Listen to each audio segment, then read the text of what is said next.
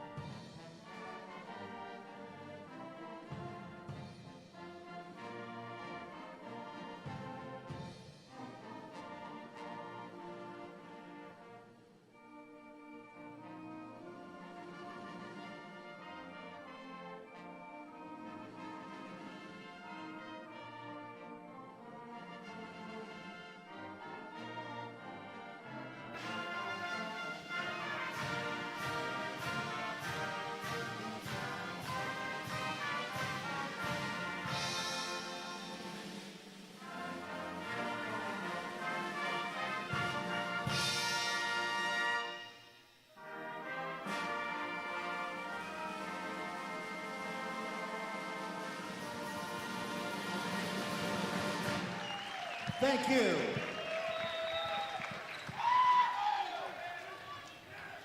Marley, obviously the Lopes have had such a challenging season with the opponents they have faced. This is just another big one for the guys. How can they execute this game with the Sanderson Ford 3 keys to the game? That's right, Diana. This is a huge game for them. So key number 1 is they are killing it with the kills and digs. So they need to use the kills and digs to their advantage. Statistically shown this season, they have been better with kills and digs versus UCLA, so they really need to pinpoint those aspects of the game. Another one is confidence. The boys need to stay confident. They are at home. They need to take advantage of that. And last time, I remember when they were going against Stanford and we talked to coach about it, confidence is the main thing, and it comes back right here when they play the powerhouse number 8 UCLA. Another one is change history. These two teams have been playing since 2010, and they have not beat UCLA once. Again, the boys need to change history as they did once again against Stanford. Absolutely. Obviously, we just talked about UCLA. We're 0-5 on the lifetime for that history. So, yeah, we're really looking to change history. Here tonight, we know that we changed history in that game against Stanford that we were on together, Marley. And that, I know I was so excited during that game. Lost my voice a few times, and we were on our feet the whole entire match. It was absolutely splendid to be a part of. UCLA, they recently played the number 3 UC Santa Barbara, and they got swept in 3 sets. It was a very close game, but UC Santa Barbara was hammering the Bruins with their serves. They had a very strong service game. UCLA also had a rough time in the hitting department. They struggled, especially with service errors. Marley, the Lopes really need to capitalize on any errors that the Bruins produce here tonight. And I guess now we're ready for the starting lineup, so we'll see you here in a few.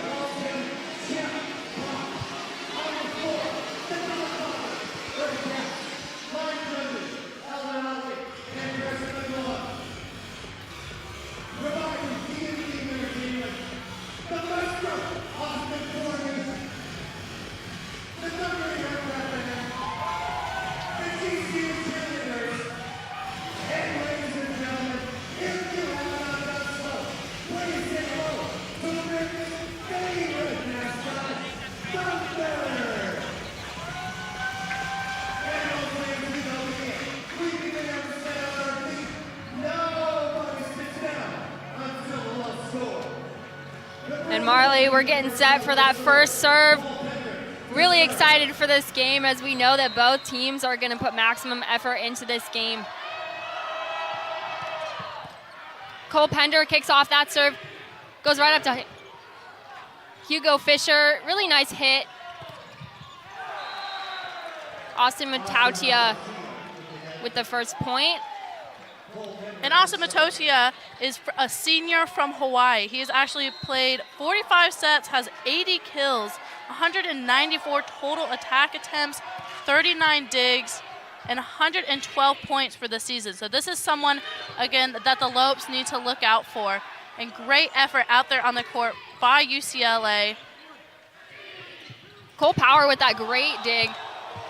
But obviously we're number 15, Daniel Matheny, or excuse me, that was Kofi Jimma, excuse me, with that amazing block. UCLA up 2-0. And we talk about Jimma, and he is someone definitely to talk about. He's a middle blocker from Canada, a senior for UCLA. He is a very, very decorated senior, Diana. He has 81 kills, 131 total attack attempts, 8 digs, 107 points this season, and is just starting more and more and more. He was a starter in all 28 matches and saw action as a middle blocker, outside hitter, and opposite last season, actually. Very decorated indeed as Cole Pender sends that serve into the net. And the Lopes will have their first point of the night. Keith Hughes steps back to serve. And he's going to go with the float serve. Jensen setting up, and Jimma trying to hit the Lopes with that short tip ball. Couldn't quite make it over the net. Heath Hughes will go back to serve once again. And if we talk about the last games that these two teams have played, as a team, GCU had 48 kills. They had 8 aces, 44 assists, 61 points, 113 attempts, and 20 errors. And if we look at the side of UCLA against UCSB that they just played, they had 33 kills, 18 errors, 89 attempts, and they had 5.5 blocks and only 4 aces. So we will see who can execute those and make, again, the errors as few as possible, like you said, Diana. Yes, indeed. Dane and Jimma back once again to serve. Lopes are struggling a little bit with their errors here tonight early on in this set. Not quite what we want to see. And I think that goes back to confidence, Diana. They need to be confident against this big powerhouse of a team. Jimma with the serves, and he'll send that one into the net. I sure hope that we don't see service errors as a trend in this game. I'd really like to see some of these points play out to their maximum potential. I agree with you, Diana. They should also not give away those free, easy points. Absolutely. Camden Gianni back to serve, and he's going to go with the jump serve. And once again, there's another service error. Absolutely not what we're wanting to see. And talk about a decorated player. Camden Gianni is doing very well as a freshman for GCU. He has played 34 sets, has 110 kills, 41 digs, and 7 assists this season so far. And he is just keep on adding to that, and he is one tough fighter. Mads Jensen serves that one out of bounds, and we'll have back-to-back service errors. Kyle Thompson checks into the game. He's one that we haven't seen for several weeks. Glad to have him back on the court. Ian McLean going to take the serve, send it to the way back court. Great pickup by UCLA, and I believe there was someone in the net, right? I believe so. Not quite sure which player. I think everyone got a little confused down there. Yeah. But again, you go back to Kyle Thompson, Diana, and he is one of the most improved, coach said. So I'm sure, like you said, they are very happy to see him back out there while he was temporarily out just for a little bit. Yeah, it was so good to see him run through his paces in warm-up. You could tell that he loves this game and that he's glad that he's out and ready to go again. Cole Udall with the great service reception. Hugo Fisher's going to send that to the backcourt. Great touch. UCLA got a little bit off of that, and point goes to Lopes. And we have Hugo Fisher up to serve, and he is actually number 5 in the nation for aces. So let's see if he can add to his number to make his rank up higher. And another service error. My goodness, that is not what I want to be seeing tonight, but that's the number 3rd for the Lopes, and UCLA has 2. I'm sure that's not what either of the coaches want to see either. And if you talk about coaches, we have Matt Worley. It's his 5th season with the Lopes. He had a 13-16 record last year. He is the most decorated coach to have ever coached the men's volleyball team here at GCU. And then we have John Spurra on the other side, who is just an amazing man. Can you tell us a little bit about him, Diana? You said that he's very decorated. He's actually going to go coach in the 2020 Olympics. Yeah, Spurra is someone that I really just grew up watching. He's very involved in the volleyball world. He has won 3 NCAA titles as the head coach and has guided his Bruin teams into the NCAA championship tournament in tow the past 4 seasons, in fact. In 2018, he was inducted into the Southern California Indoor Volleyball Association Hall of Fame. Sprout also serves as the head coach for, like you said, the U.S. men's national volleyball team, which was a position he was named on March 2013. You saw my face when he walked in the room. Such a big name in volleyball, and we're glad to have him here tonight.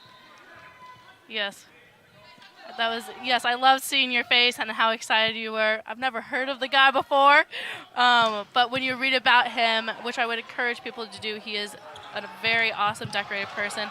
And now things are starting to heat up here in the arena as things are getting moving a little bit more for both teams. Absolutely. You see Avery Enriquez trying to go onto the net to pull that ball out. We have seen that actually the play be successful in other games that I've seen, so great effort by his part. Katrinsky with the serve. Absolutely. Stinger by Camden Gianni. That is what we want to see. He saw that spot on the court, and he went for it. That's right, Diana. And now we got Kyle Thompson, again, someone we're very excited to see back up for the Lopes to serve.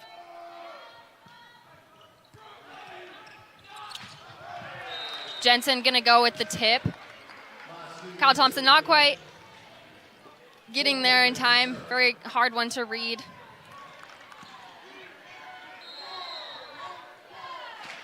Cole Pender back to serve.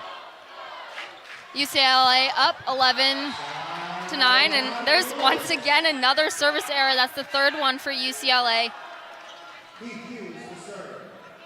And Heath Hughes will go back to serve. Yeah, Heath Hughes is one of our main setters. He is actually a sophomore. He had 50 assists against a game when they played against McKendree. Has a total of 362 assists. Has played 35 sets. And his average attack percentage is .400 attack, and has had 1% for attacks this season, which is very impressive, and has a total of 22 points. Jimma back to serve. Another service error. That's the 5th one. I was wrong about the 3. We're up to 5 now. And Jimma is someone that we talked about that you have to look out for, who is a very dynamic player. But so far, we've just seen service error after service error from him. Camden Gianni with the stinger. Jensen trying to hit that one over, but it's blocked by the Lopes. UCLA tries to put that down, and they will. Matotia, is able to put that one on the Lopes side. Jensen back to serve. Very talented setter. I was watching him in warm-ups and was really impressed with him. I know he's a big component for the UCLA offense. That's right. He has 51 kills, 89 total attack attempts, 41 digs, and 88.5 points this year. So again, when we talk about dynamic players, UCLA has a lot of them, but I believe that the Lopes do as well, and they could really stay in these matches to potentially, again, change history. Hugo Fisher is going to send that one out of bounds. Worley's saying, no, that touched the UCLA's hands, but the rest are going to say no. I thought it was the Lopes point, too, actually. I have to agree. Jensen will go back to serve once again. UCLA up 14-11. Cole Udall to Heath Hughes, and Ian McLean is going to try and hit that one over, but it's been blocked by UCLA. Janke trying to recover after that blocked one, but UCLA's block is very big, and they're not just going to give it to the Lopes. And so the Lopes are going to take a timeout. You are watching GCU men's volleyball right here on GCU TV. It's the 20th anniversary of Operation Santa Claus. We've been feeding families and making kids happy for 20 years. 2020 has been tough for everyone. More kids, more families need your help this year. In celebration of 20 years, please donate $20 or bring donations to Sanderson Ford, Sanderson Lincoln, or the UPS store nearest you, and you might just win a new F-150 truck or a Lincoln Corsair. Donations benefit local charities only. For more info, go to givetotheclaus.com. Welcome back inside the GCU Arena for men's volleyball. It's UCLA versus GCU. And we're seeing some good stuff and some not so good stuff, Marley. Obviously, this game has been dominated by errors, specifically service errors. It's not what I'm wanting to see. Obviously, these are both very talented teams, and I'm hoping to see more of some actual volleyball play rather than errors. That's right, Diana. UCLA has 5 service errors and GCU has 3. UCLA also has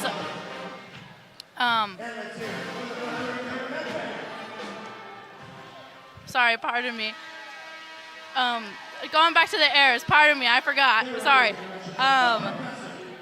Both teams have a lot of errors right now, and they have not been executing it very well, and they have not been, the other team has not been using the errors to their advantage. It's just error after error after error. So someone needs to turn this around and take advantage of the errors to win this whole match or possibly win this game as well.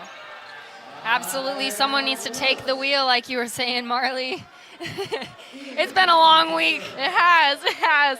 I lost my thoughts for a little bit. I apologize. As Jensen, another service error, sending that one way out of bounds. Ian McLean, back-to-back service errors. I can just see the frustration on both the head coaches' faces as well as my fellow commentator, Marley. I was throwing my hands up. Hopefully, Austin Matotia can turn this one around, as he'll send that one in. Hugo Fisher, and that one's gonna kept in play very well by Heath Hughes, but that's gonna go out of bounds, and the point will go to the Lopes. I thought for sure that one was in. Yes, and again, it goes back to execution right there, and just staying confident in each other, and just keep going. The boys just have to fight right here against number 8 UCLA if they want to have a chance to beat them tonight. Yeah, as Cole Kontrinsky sent that one out of bounds. We got Hugo Fisher, number 5 in aces per set. He's gonna send that one out of bounds. And that will be the 5th service error by the Lopes. Matt Youngren back to serve. He's gonna go with the floater. Heath Hughes keeps that one in play. It goes to Janke. He's gonna go with the short roll shot.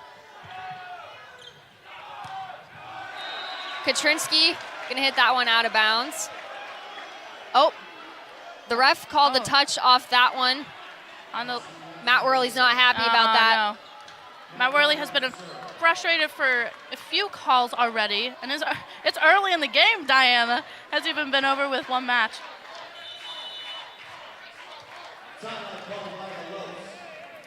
Matt Worley's gonna talk that one over, and hopefully the boys can get a little bit of a break as we're seeing some errors.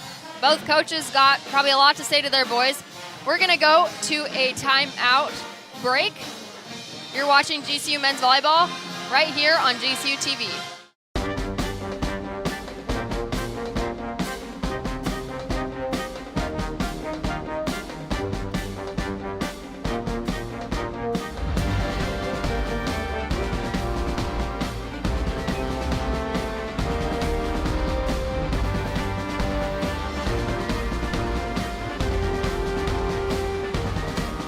Find your purpose at Grand Canyon University. Private, Christian, affordable. Visit gcu.edu. Welcome back inside the GCU Arena. And Marley, we were just talking about how many people have showed up to this game. I am curious to see if it rivals that BYU game where we actually broke the record for fans for a GCU men's volleyball game with 3,879. Lots of Havocs here tonight. Ready to go. That's right, Diana. The Havocs are a force not to be messed with here at GCU. They are loud, they are powerful, and they are there for all their teams. Whether it's alumni or current students, they all come to support all our teams, and they're the best fans that we could probably have. Absolutely. Very well known across the nation, especially in basketball.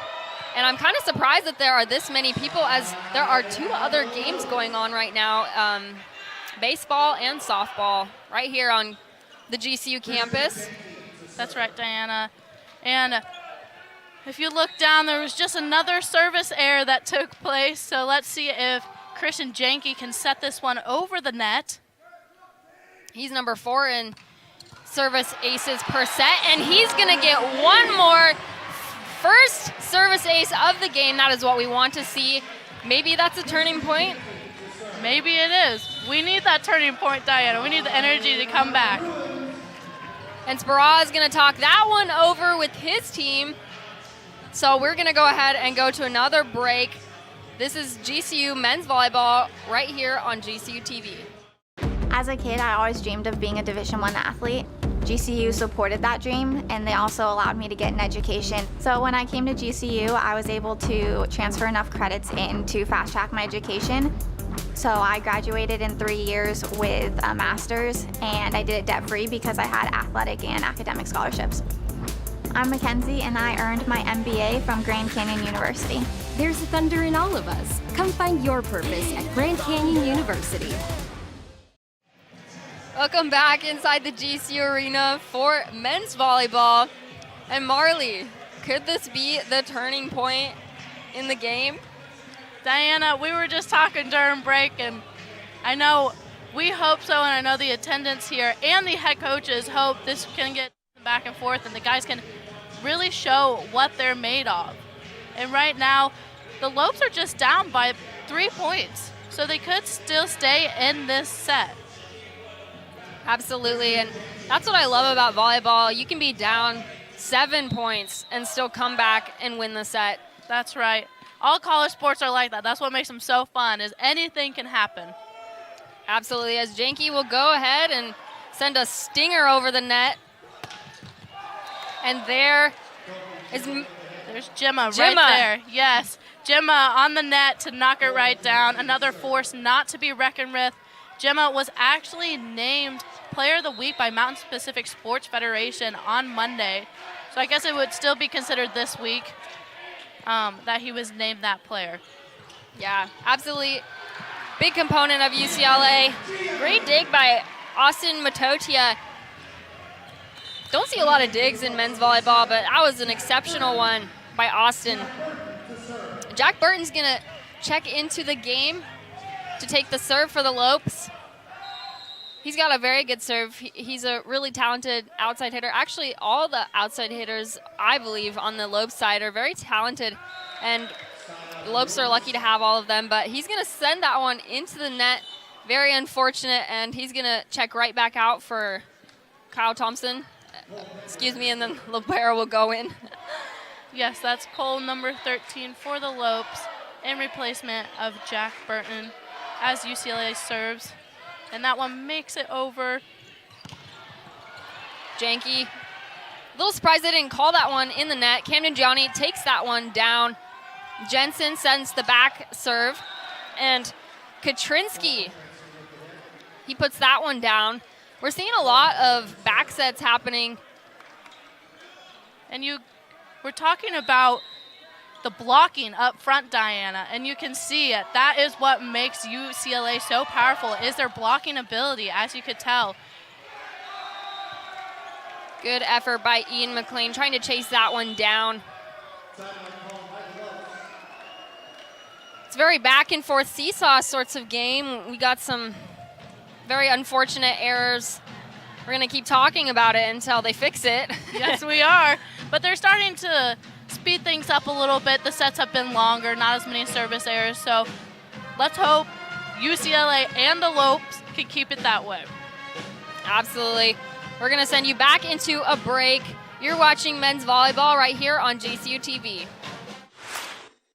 It's the 20th anniversary of Operation Santa Claus. We've been feeding families and making kids happy for 20 years. 2020 has been tough for everyone. More kids, more families need your help this year. In celebration of 20 years, please donate $20 or bring donations to Sanderson Ford, Sanderson Lincoln, or the UPS store nearest you, and you might just win a new F-150 truck or a Lincoln Corsair. Donations benefit local charities only. For more info, go to givetotheclaus.com.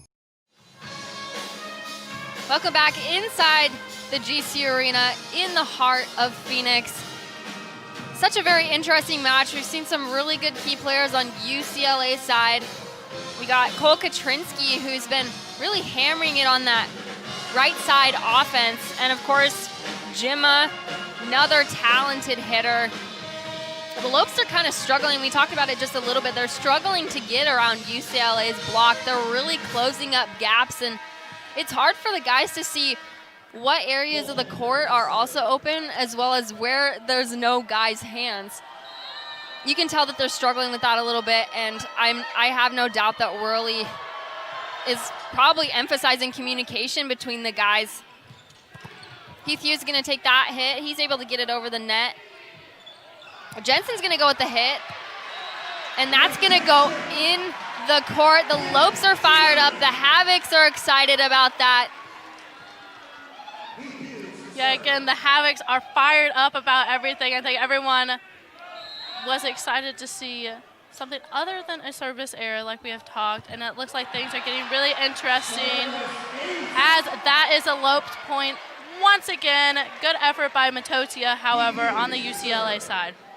That'll be Heath Hughes' first service ace of the game, and the Lopes will go 18 to UCLA's 22. Jensen's going to take the set. And Matotia, he's going to put that one down once again. Looked like he was getting a little revenge from the last play previously, Diana. Absolutely.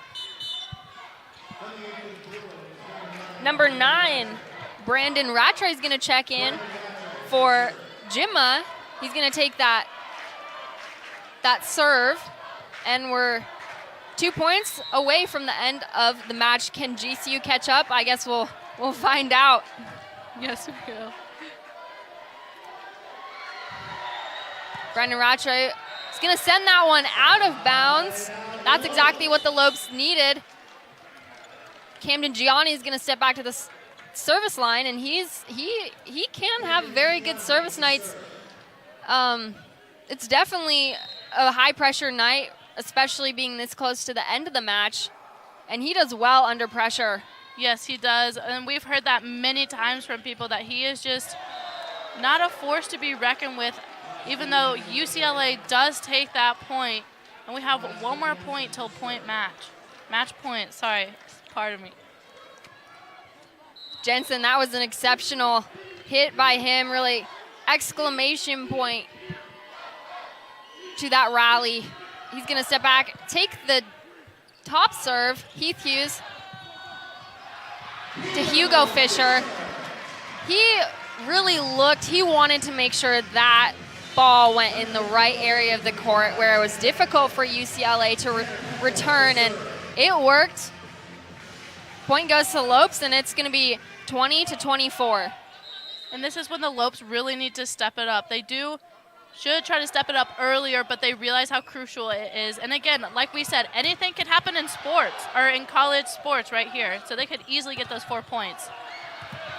Hugo Fisher looking around, he didn't see that ball off the block, but we had Tanner Petchel try to run over there and slide across the floor to try to get it up for the Lopes. Absolutely. Great effort by both sides. We will see if we can cut down on these errors in the set number 2. Hopefully, Diana, hopefully. All right, we're going to go ahead and toss you guys to a break once again. You're watching GCU men's volleyball against UCLA right here on GCU TV. Each of us has a purpose. We are destined to do something meaningful, not only to support our loved ones, but to positively impact our communities throughout the country. What do you think a private Christian education looks like? Grand Canyon University graduates 25,000 students yearly and offers more than 225 high-quality programs across 9 colleges. Find your purpose at GCU. Visit gcu.edu. Welcome back inside the GCU arena for set number 2 of GCU against UCLA. And Marley, our favorite thing, we have to tell the viewers, our favorite thing is looking up fun facts about the guys on the opposing team.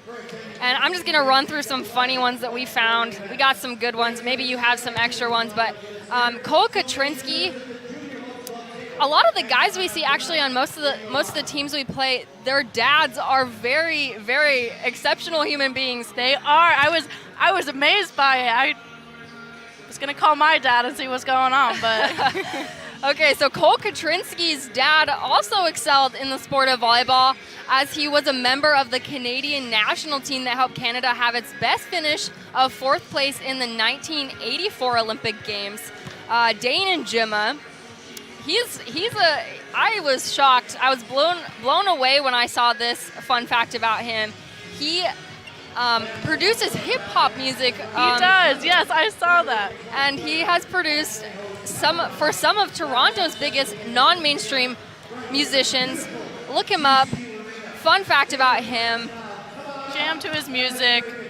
Who knows? And the last one that I found was Alex Knight.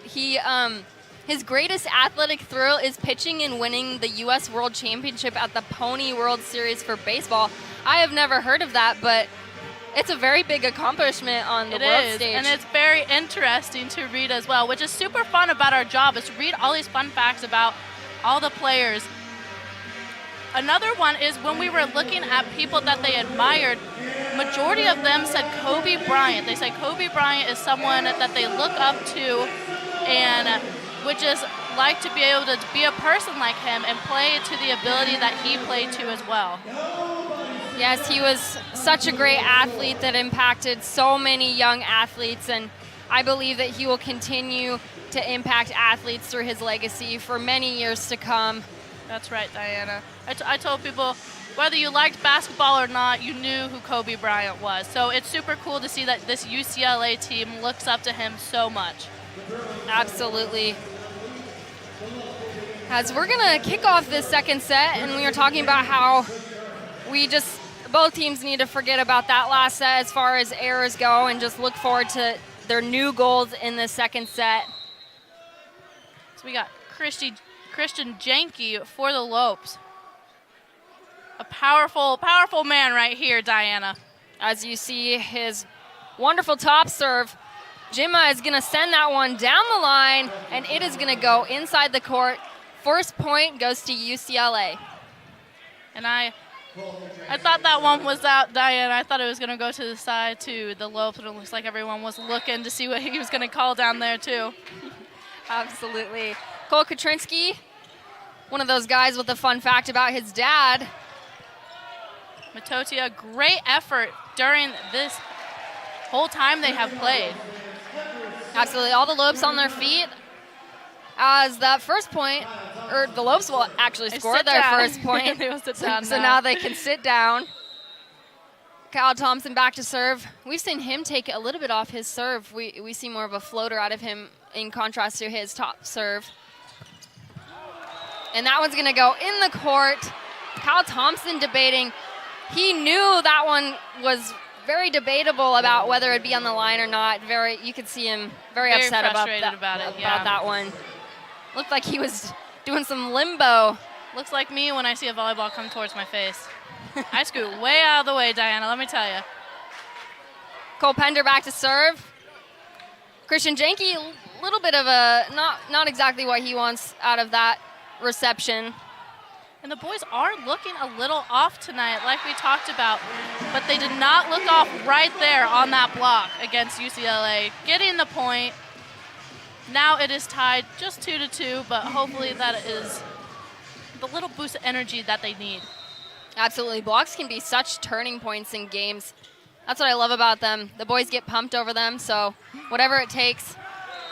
They get super pumped. And the boys got some of the best celebration on the side. If you happen to find them on the side, in the camera, on the TV, if you're watching at home, they have some really good, funny celebrations, Diana. Yeah, I love watching them. Gemma, the music producer, back to serve.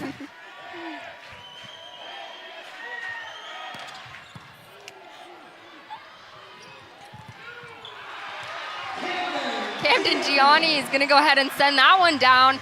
Great spot on the court. He's going to go ahead and step back to serve.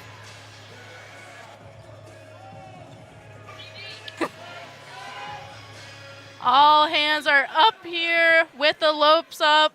It was Oh, sorry, pardon me, Camden is up there.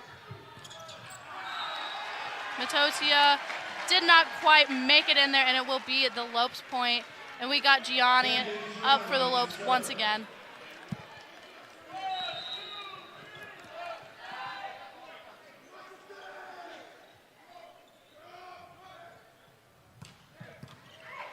Libero will receive that one nicely as UCLA is going to send the ball over the net. Hugo Fisher sends that one into the seam. Points go to the Lopes, and they're up 5-3. And Hugo Fisher is not from the United States, Diana. He's way far away from home. He's actually from Belgium, and he competed for the Belgium national team. He helped them to a second-place finish in the 2015 West European tournament. And actually, a lot of athletes that we have here at GCU, a lot of them have been on national teams for other countries, and they have brought their skills and honed them here at GCU and have benefited us in many ways. Absolutely. He's a very talented player. Seen a lot of great things from him this year, and I know we're going to see a lot more as the season progresses even further. Jensen back to serve. Camden receiving that one to Heath Hughes. Christian Jenke. There he is. There's our Jenke. That's what we're looking for. He puts that one right into the cross court. Christian Jenke. We go back. He is a powerful man, Diana. I remember watching him warming up and everything, and he is a force I would not wreck with either. Absolutely. Ian McLean's going to send that one out of bounds. That's going to be the second service error for the Lopes. And I know you guys are probably irritated about us talking about service errors, but you can see the frustration down there on the players' faces now that they're getting really irritated that this keeps happening over and over again. Alex Knight back to serve. Jenke's going to receive it. Kyle Thompson trying to go up with the quick ball, but UCLA read that one too quickly, blocked him down, and Knight will step back once again to serve.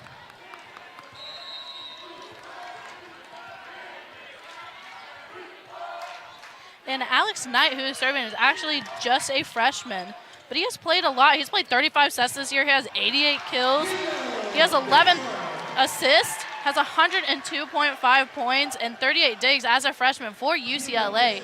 So he's doing very well for UCLA, and it's probably going to be a great going back to dynamic. He's going to be a great dynamic player for UCLA that other teams need to watch out for in the future. Hugo Fisher with his fourth kill, and he steps back to serve and sends that one over in play. Heath Hughes sets up Christian Jenke, and point will go to the Lopes. I'm not exactly sure what the call was. Did you happen to see it, Marley? I believe in the net, something with the net, maybe over the net. Unfortunately, I don't think I was necessarily looking at the net where they were. That'll be the third service error in this second set. Hugo Fisher not happy with himself. You can see him shaking his head down there. Matt Youngren is going to step back to serve. He's going to go with the float serve. Heath Hughes goes up with that one, able to keep it in play. Katrinsky sends that one, and goes off the fingertips of Camden got a piece of it. Yep.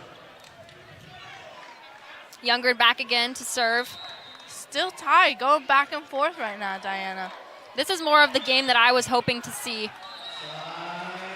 Still got the trend of the service errors. Yes, you just saw it. Matt Youngren send that one out of bounds. But they're still keeping it interesting, and that's what we need. Absolutely, Matt. Christian Jenke. Powerhouse. Back to serve. Start calling him Powerhouse.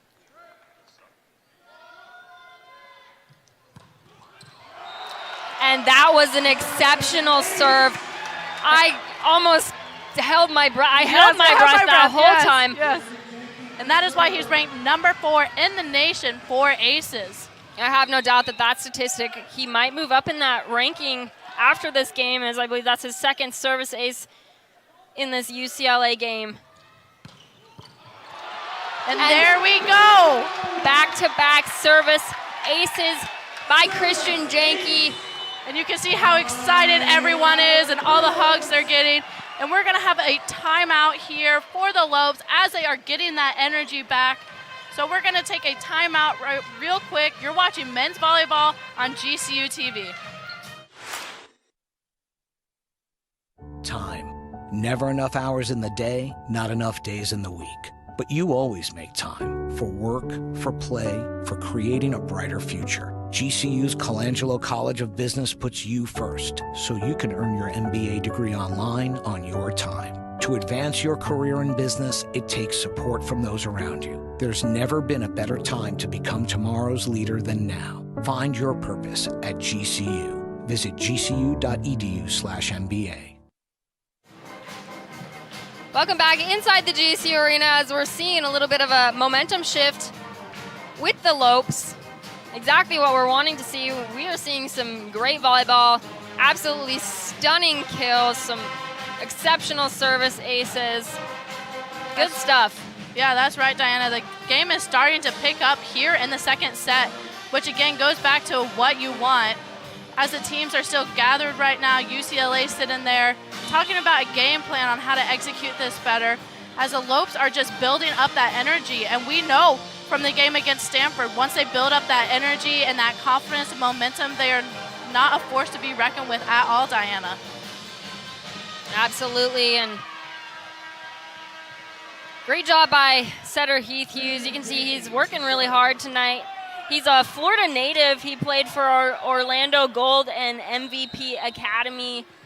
He has a twin sister, actually, fun fact, who sets for Warner University, and he's a business major. A lot of the guys on our GCU team are business majors, but we do have a select few that aren't. Janke, great dig, and an exceptional direction. Absolutely great spot. And the momentum is coming back, Diana. Absolutely. Great job by Christian Janke so far. Maybe he was a little light switch for the Lopes to turn on the heat. He always is that turning point dude. Sometimes yes, he delivers for the Lopes for sure. Good serve. Camden Gianni sends that one down. Great spot. The boys are pumped. We'll see the whole if crowd is pumped. We're pumped. It didn't look like UCLA was ready for that one, Diana. No, and Sparaz's gonna have a chat with the boys, and we're gonna send you guys to a timeout. You're watching GCU men's volleyball right here on GCU TV. As a kid, I always dreamed of being a Division I athlete. GCU supported that dream, and they also allowed me to get an education. So when I came to GCU, I was able to transfer enough credits in to fast track my education. So I graduated in 3 years with a master's, and I did it debt-free because I had athletic and academic scholarships.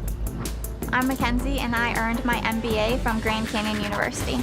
There's thunder in all of us. Come find your purpose at Grand Canyon University. Welcome back inside the GCU Arena for men's volleyball. Marley, we've seen some great stuff from Christian Janke, and he's kind of been silent throughout the game, but it looks like he's picking up the pace. We were just talking about his fellow teammate Heath Hughes, and some fun facts about Christian Janke is he's a mechanical engineer major. He's a smarty on the team.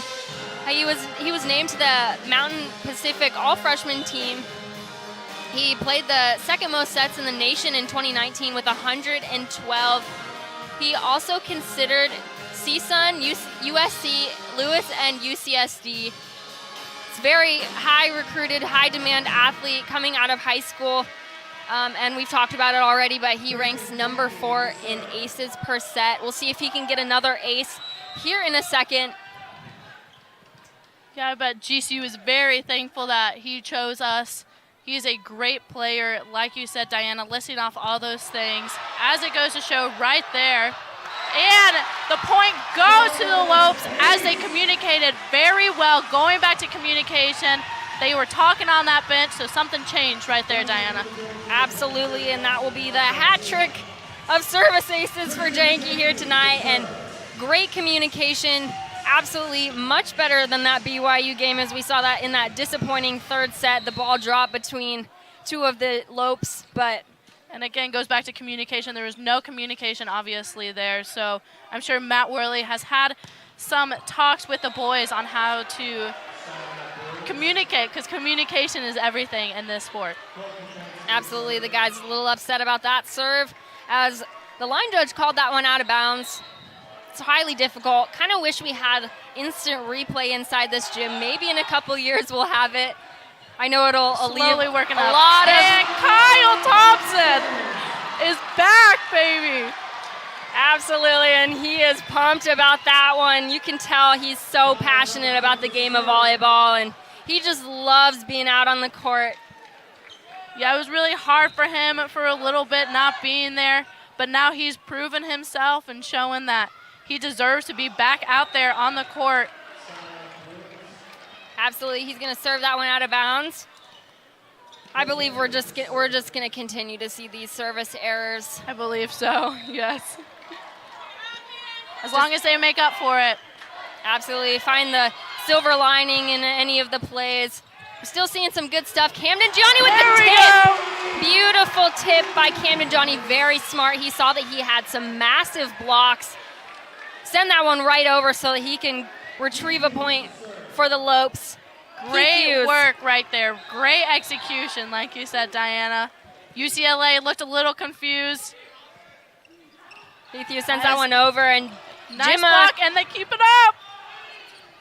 Jimma's going to go ahead and hit that one over, but Hugo Fisher, once again, seeing the court very well. High volleyball IQ, sends that one down.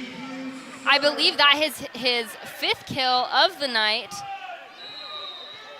It is actually his 6th kill of the night, which is you. awesome, yeah. Thank you, Marley.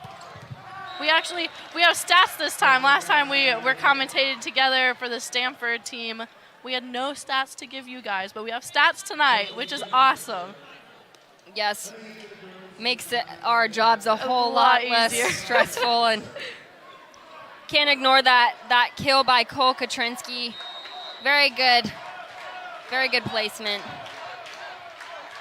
And we have number 9, Rattry for UCLA, senior.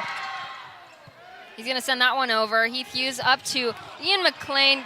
Janke keeps that one in play as it goes back to Camden Gianni, and that one's going to stay in play. Great effort by UCLA. Heath Hughes, and that one is blocked by Jensen. Massive dude. Great blocker. I thought the ball was down, Diana. I thought it was over. So great effort by UCLA. Fighting and wanting to stay in this game and prove themselves. Absolutely. Rattry up for UCLA again. He's going to send that one out of bounds, as that will be the 10th service error for UCLA. A little bit lower than GCU's 11. Camden Gianni, who has 6 kills, will go back to serve.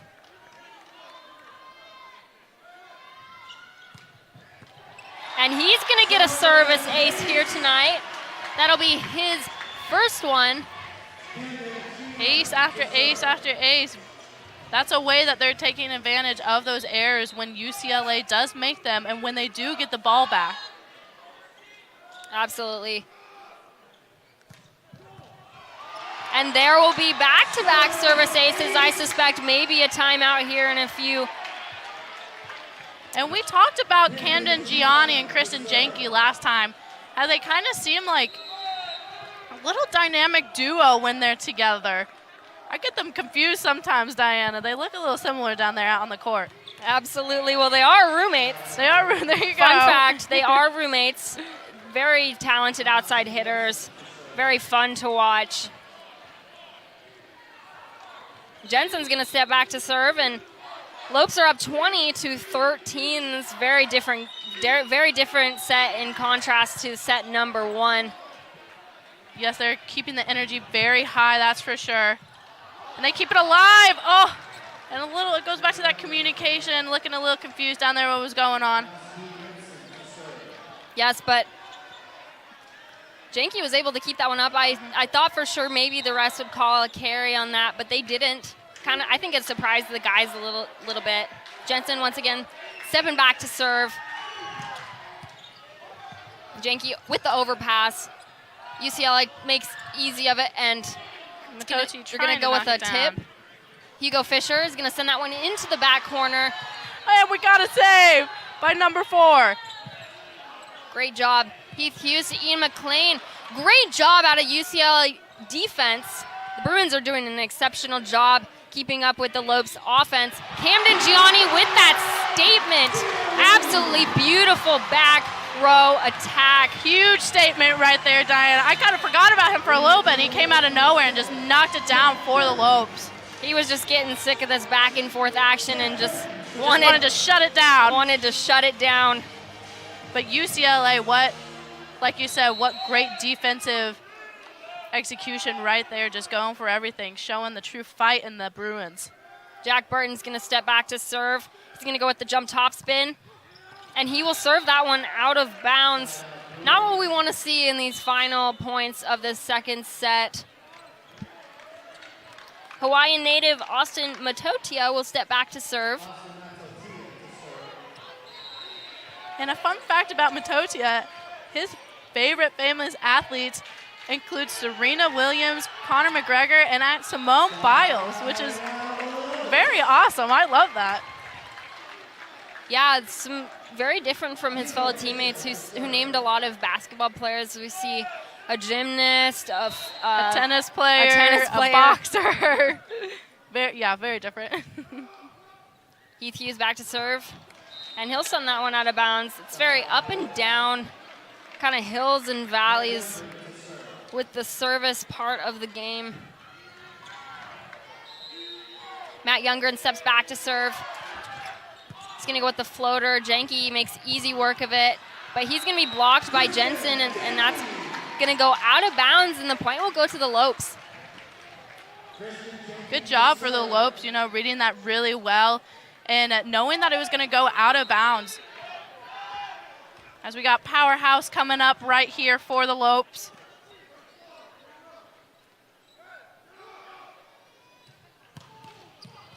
Beautiful serve by Janke. Jensen. Beautiful dig by Janke. It's going to be retrieved by UCLA, and it's a Lopes point, actually. It is a Lopes point. I'm waiting to see if the rest will elaborate a little bit more on what that call was. I was still watching the play happen. Janke will step back to serve, and it is game point for the Lopes. That one is a bit unfortunate, as that is not what we want to see for a game point serve. Point will go to the Bruins. GCU still has game point. It's 24-17. Katrinsky steps back to serve. He's going to go with the floater. Cole Udall was able to retrieve that. And Kyle Thompson! What a way to end that second set, as he is stoked to be back. And we're glad to have him back, too. In this fun, beautiful sport of volleyball. And I thoroughly enjoyed that second set more than the first set, Marley. I did, too. It was very high pace. The boys showed their defensive side. They showed their offensive side. They showed their confidence. Both teams showed their confidence.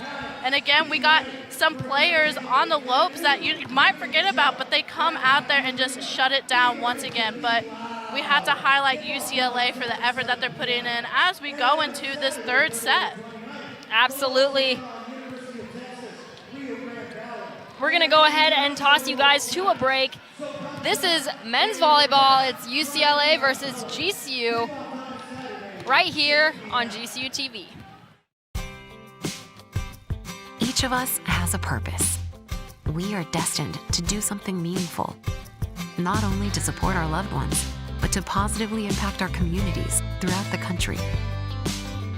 What do you think a private Christian education looks like? Grand Canyon University graduates 25,000 students yearly and offers more than 225 high-quality programs across 9 colleges. Find your purpose at GCU. Visit gcu.edu.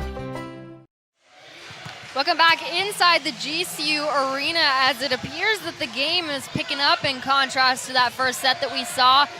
It is the third set. Hopefully we'll see that continued escalation of volleyball, great volleyball. Yeah, it's been a busy weekend here on the GCU campus. We have a lot of sports going on this weekend. We're going to go ahead and check out the upcoming schedule brought to you by BSN. That's right, Diana. Volleyball is not the only sport going on here. We have many sports going on as well as a lot of other schools. Tomorrow we have a full day of GCU athletics. Our women's basketball will play their final game at home against Utah Valley at 2, which is crucial. They are actually ranked number 1, so it'll be a very fun game to watch. The Purple Classic continues with softball at 3 when the Lopes take on Drake. The baseball will end the day to face Fordham at 6 p.m. So catch everything here on GCU TV to stay tuned with all the stats and all the rankings. Absolutely. Lots of exciting matchups this weekend. Now let's go ahead and take a look at the Canyon Stats update brought to you by Canyon State Credit Union. So we've seen a little bit of some very kind of shocking stats to me. We got 23 kills for UCLA in comparison to GCU's 20. We see some more errors on the GCU side, more attempts on the Lope side. Better hitting percentage by UCLA. A few more blocks by UCLA. We talked about their blocking game is very big. Quite a few, well, the assists are kind of the same, very close, and obviously can't ignore the UCLA's defense. We talked about that also a little bit. They got their 16 digs in comparison to the Lopes' 10. Marley, what do you hope to see more of during this third set? I hope, again, going back to service errors. We don't want to see service errors back to back to back. We want to see the same energy that they brought. We want to see Christian Jenke, powerhouse, come out there. Camden shut it down. Hugo Fisher knock it down. Kyle Thompson right there coming back and delivering for the Lopes. And on UCLA's side, we want to continue, and their coach wants to continue to see defensive plays, because obviously defense is what they need right now. But that means that the Lopes have to be stronger on the offensive side and take advantage, again, of those errors, but both teams need to do that. Absolutely. Great rundown, Marley. As we get set for this first serve of the third set, we're going to maybe we know we're going to a fourth set, maybe a fifth one. We'll see. Like the energy continues that way, it could be possible. Yes, like we said, these are some very exceptionally ranked teams. We got UCLA as number 8 team and GCU just moving into that 13th spot as they were just outside that 15th mark at the beginning of the season. They've really taken a lot of teams by surprise. I believe I tuned into a USC broadcast when they were at an away game, and the commentator just could not stop talking about how surprised he was that this Lopes team has come so far. And with so many young players on the team, it's kind of shocking that they are doing as well as they are. But we have talented coaching staff and some very eager guys on the team. And it's good to have a young team sometimes. They bring a fresh perspective on things, and then they're going to also be able to develop through all of this with the Lopes, and they're going to be a force to be reckoned with in the future for the other teams, and they'll just bond and connect more as a team. It also goes back, it's the same way for our women's basketball team here. A lot of people were shocked of where they are now because we have a very, very young team, but they have proved them wrong as well. So it's cool to see the volleyball team do the exact same thing. Absolutely, and I know I'm so grateful to be here alongside their journey. As you know, I grew up playing volleyball and watching volleyball, as I talked about being kind of in awe of seeing Coach Speraw here tonight. Many Olympics I've watched him on the bench during some exciting games against some big teams such as Brazil, etc.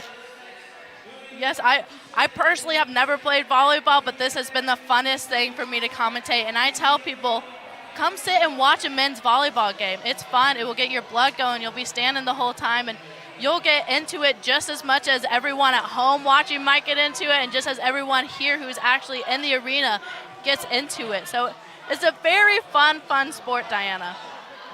Absolutely, and I don't know quite what's the holdup. We see Coach Sparrow talking to the down official. And before that, we saw Kristen Janke talking to an official as well. As they continue to talk on the side, Matt Worley looking to possibly get an answer, and we're looking to get an answer too of what might be going on. Could be a number of things. Don't really have a guess for you. As we're all the way up at the top of the seating. Got to stand up to see over the big tuba sometimes.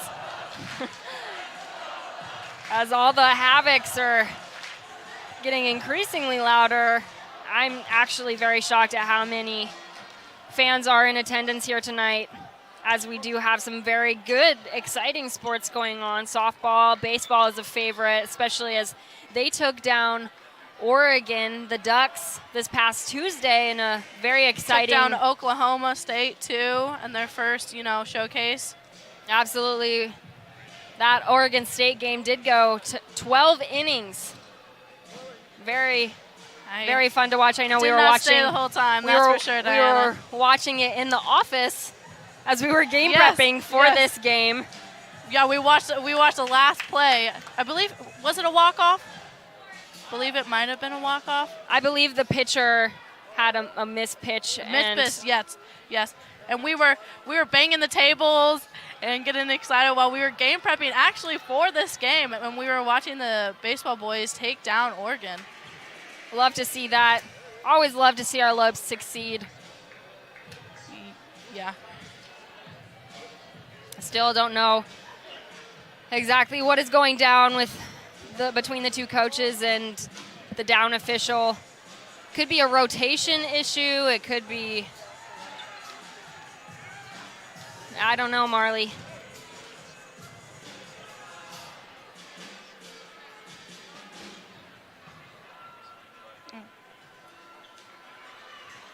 And it looks like we might be getting going, as the boys are still jumping around and trying to keep the momentum in their body. And it looks like we're going to start here with UCLA with senior number 24, Matt Youngren. Back to serve. Boys are ready to go after that long-awaited. We start off with a service error off the bat. That's not what Sparrow is looking for. Janke is going to go ahead and step back to the serve. He's got a wicked serve. Powerhouse right here. Lopes are up 1-0 early in this third set. He's going to go with that jump top spin that we love to see. Jimma, outside hitter, is going to send that one down. It's blocked by the Lopes, and it's going to go back to him again, but... And the points will go to the Lopes. Yes, Marley, with the net, sorry. Yes, we're seeing a lot of those net errors, and I just can't seem to catch them because I'm too busy watching what's going on with. And you could tell right away the Lopes knew something was wrong, and they looked frustrated at first, but then the ref got it, or the official, pardon me. Janke with the serve. Jensen going to go ahead and send that one out to Jimma, and that's going to be blocked by the Lopes. Kyle Thompson, Heath Hughes, and Camden Gianni making it very difficult for this UCLA offense. And something must be going on with number 8 UCLA right here. Absolutely. Janke's going to go ahead and step back to the service line for the third time. Beautiful serve. Jensen's going to go ahead and set that one up for number 3 UCLA. And Avery with the dive. Avery Enriquez, great up. Beautiful shot. Camden Gianni's going to go ahead and come away with that point. Lopes are up 4-0, and Sparrow's had enough of this. He's going to go ahead and call a timeout. We're going to send you guys to a break. You are watching GCU Men's Volleyball right here on GCU TV.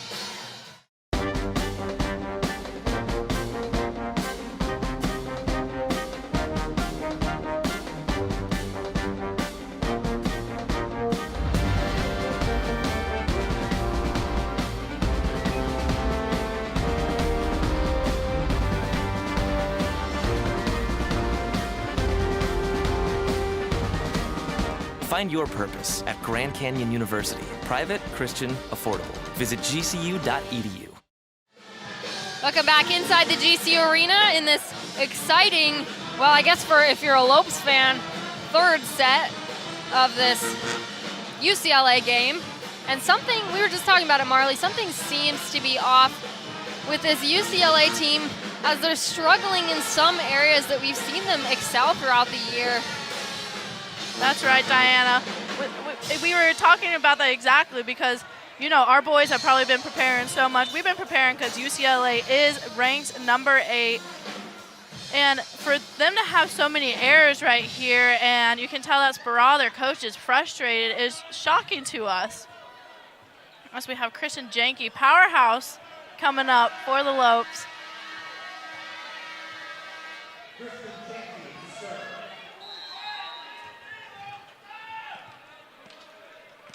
High energy in this arena, Diana, as everyone is very excited. Christian Jenke making it over. Yes, and Jenke's got 4 service aces, and Jimma statement on that one. Very good placement. First point for UCLA Bruins. And you can see some people a little shook on his kill right there. It was very powerful. Looked like he had enough of this. Absolutely, Katrinsky back to serve. Gianni right back to Christian Jenke with a back row attack. Cole Udall's going to go ahead and take that second ball. And Camden Gianni's going to poke that one down line. Very difficult spot for Austin Matotia to retrieve. And it's actually funny because they were just trying to, you know, get it over, not hit it that 4th time, and UCLA could not deliver on that side as we have Kyle Thompson to step up for the Lopes. He's going to go ahead and go with the float serve. It's going to be an overpass by UCLA, but it's going to go in their favor as Camden Gianni didn't quite know what to do with that ball, as UCLA did a good job of throwing up the block in order to combat that error of the overpass. Number 12, Alex Knight, the freshman, is going to go ahead and go with the jump topspin. Jenke retrieves it to Heath Hughes, right up to outside hitter Camden Gianni. Jensen's going to go ahead and put that one inside the court. He's really working the perimeter of the court, which is really going to challenge the Lopes defense. And it looks like the energy on UCLA is picking up a little bit versus where it was last set. So let's see if the Lopes can put a stop to that. Knight's going to send that one over right up to Camden Gianni, and he also is going to be picking up on the trend of working that perimeter, as it's really working for both sides. Point will go to the Lopes. They're up 6-3. Camden Gianni just surpassed the double digits. He's up to 11 kills. So he surpassed it a few moments ago. Heath Hughes goes with the floater. Jensen right back to Katrinsky. There's going to be a touch by the Lopes side. Point goes to UCLA. It's 4-6. We got to give it to both teams, Diana, though, for all the great effort and the fighting will that they have in each other. And the game that they're putting on now is very interesting. It's definitely what I hope to see in that first set. Glad we're finally seeing some more high IQ volleyball, but Matautia really having a tough time with his service part of his game here tonight. Camden Gianni is going to step back to serve. He has 2 service aces. Let's see if he can get a hat trick of service aces on this Friday night. And there it is. 3rd service ace by Camden Gianni. He might catch up to Jenke's 4 service aces. And they can talk about it when they're in their dorm room together of who did better. Absolutely. He's going to send that one out of bounds. But who can complain about that previous service error? Of course, or service ace, excuse me.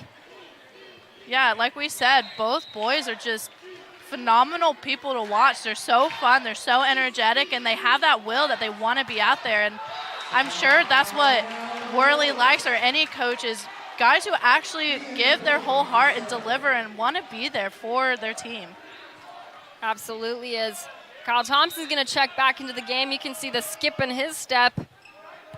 Very excited to have him back. That one's going to go inside the court, which I thought it was out. It looked out from our perspective up here. I wasn't sure what to think about that one. I was a little bit surprised that was in. But again, we are far away. We are not right there, so. Matotia back to serve. He's going to go with the top spin. Goes to Camden Gianni to Heath Hughes. It's going to go right there to powerhouse Hugo Fisher, but he's going to send that one a teeny bit out of bounds. Point goes to UCLA. It's 7-9. And if you're watching you can tell how powerful these boys are. Absolutely. It's even more phenomenal to see it in person. Janky able to run that one down. Cole Udall's going to send that over. Jensen up to his middle. That's going to be returned by the Lopes as Lopes Janky are keeping it alive. sends that one down line. Point goes to Lopes, and they're into the double digits with 10. Janky has 4 kills tonight. Way for the Lopes to keep it alive again. It's like they switched. You know, defense was very strong last set for UCLA, running after all those balls. And now it's the same way for GCU as Hugo Fisher. And they try to knock it down, and Janky with the one-arm save. Janky really being exceptional with those saves here tonight. And Kyle Thompson, absolutely stunning kill from the middle. That'll be his 4th one for tonight. The boys are going crazy on the bench. It goes back to what Matt Worley said, that Kyle Thompson is one of the most improved players that they had on the team this year, and that definitely shows based on his plays right now. Absolutely. Hugo Fisher's going to send that one into the net, as that'll be the 17th service error for the Lopes, almost a full set of service errors, and if you combine that between the two teams, we have a full set of service errors.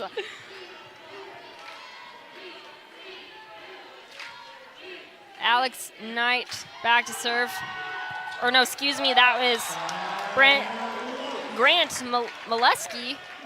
He's going to go ahead and check back out. Janky once again back to serve. I feel like we just saw him back at the service line. We keep hearing powerhouse over and over, and not a bad thing at all.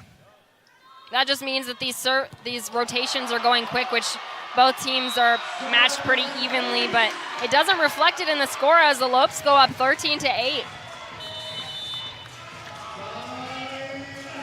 Both teams are going to talk it over more so on the UCLA side, but we're going to go ahead and send you guys to a timeout break. You're watching men's volleyball right here on GCU TV. It takes grit and determination to lead a Division I team.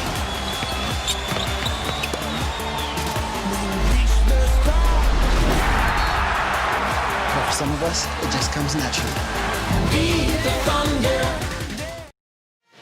Welcome back inside the GCU arena as we're watching a very much more fun than the previous 2 sets.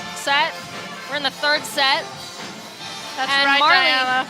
Marley, do you have any more fun facts about the players? I know I have a few about the guys on the GCU side. I talked a little bit earlier about how some of them are smarties. I said Christian Janky is a mechanical engineering major. Very hard major, I know. I don't think I could survive that course rigor.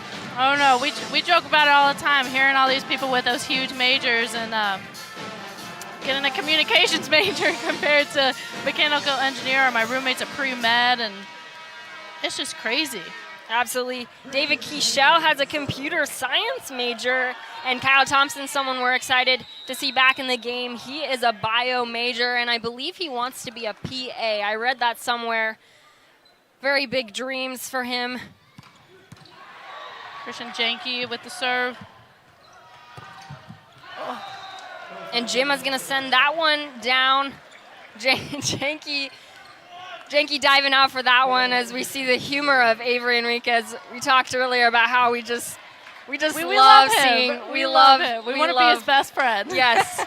We love seeing his humor, and he really has a special place on this GCU team. Kyle Thompson sends that one over, and Jensen's going to return that. Cole Udall with the second touch. Camden Gianni's going to go ahead and send that one to the perimeter. That's his sweet spot here tonight as he has 12 kills. We got Kyle Thompson back over there to serve for GCU. And we got Heath Hughes back in the game. Little floater. Jimma is going to send that one down. Returned by Kyle Thompson. Absolutely stunning dig. It's going to go out to number 12, Alex Knight. And Camden Gianni's with the third touch sends that one over. Jensen's going to go ahead and try and send that one down, and he will. Janke struggling to return that one. Great effort nonetheless, as Alex Knight, the freshman, will step back once again to serve. And Marley, we talked about Alex Knight. He has played quite a few sets for a freshman. Yeah, that's right. He has. As a freshman, he is very decorated. He's played 35 sets already this season. Again, he has 38 digs. He has 102.5 points for UCLA. And both parents and his older sister and his grandmother attended UCLA. So it's a big generation thing for all of them to go to UCLA. And I'm sure they're so happy to see him out there on the court play for the Bruins. Absolutely, the blue and gold run through his veins. As the point will go to UCLA. Lopes are still up 15 to UCLA's 11 as Jimma's going to step back to serve.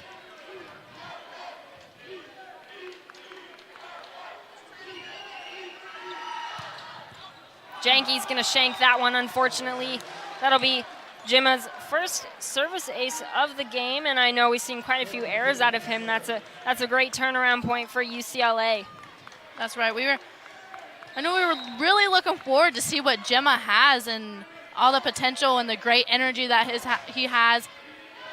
But we just kept seeing service errors from him, and he was taken out for a little bit, but now he's back, and it looks like he's, like we said, getting revenge a little bit. But the Lopes getting revenge right there as they take the point. Camden Gianni with his 13th attack kill. Great stuff out of him as he's hit that one off the right side, which is different from his outside position, but he's going to send that one into the net. Marley, I wanted to go back to Jimma. Yes, we have seen quite a few service errors out of him, but that should not discredit some of the amazing kills that we've seen out of him. He's got 6 kills tonight on his 14 attempts. Cole Udall picks that one up. Hugo Fisher sends it over. Jensen. Down to Matotia. He's blocked. The boys love seeing that. Great block by Hugo Fisher right there. Talk about another powerhouse, Diana. Absolutely. Tanner Petchell's going to check into the service line. He's going to check in and go to the service line. He's got a hybrid float serve topspin. Sometimes it gives teams some trouble, but not here tonight as UCLA puts that one on the perimeter. Boys very frustrated about that call down there, Diana. Absolutely. Matotia is going to go ahead and step back to serve.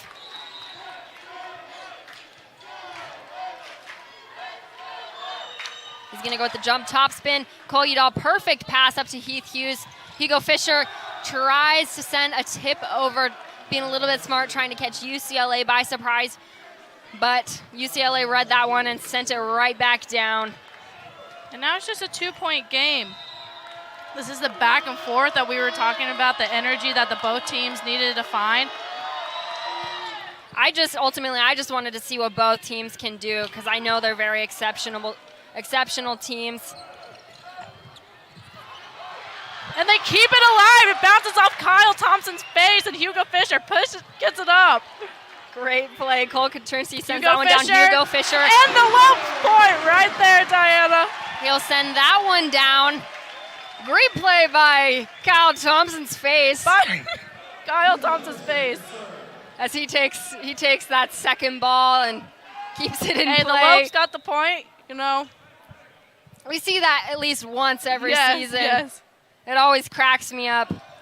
Higa Fisher's going to send that one out of bounds. Not really seeing much luck out of him in the service department. As we talk about, he's the number 5th in the whole nation, I believe, in service aces per set.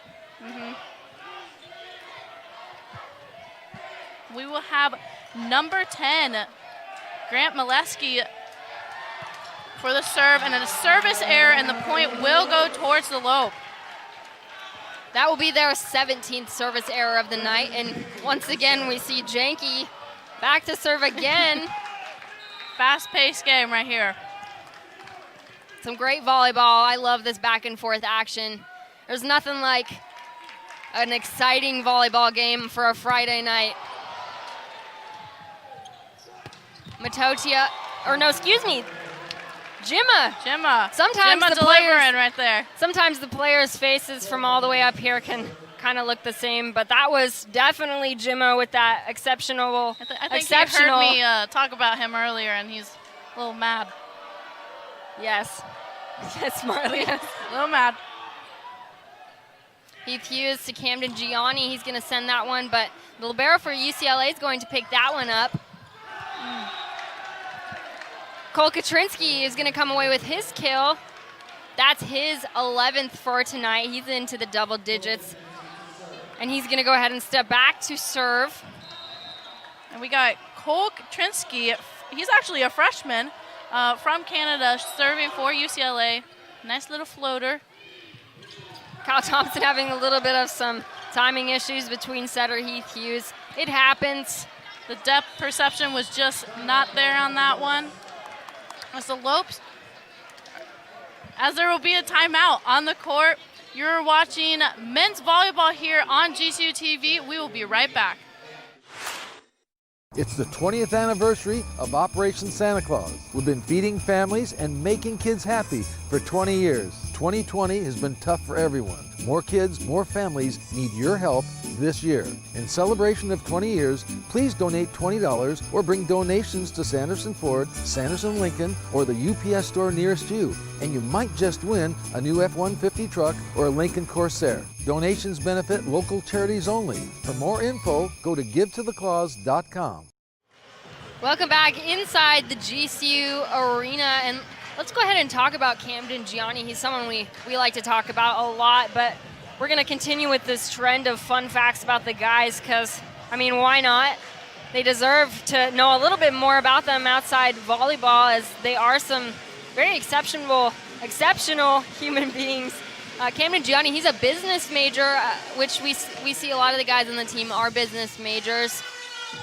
He was named CIF Player of the Year while at La Costa Canyon, which is his high school.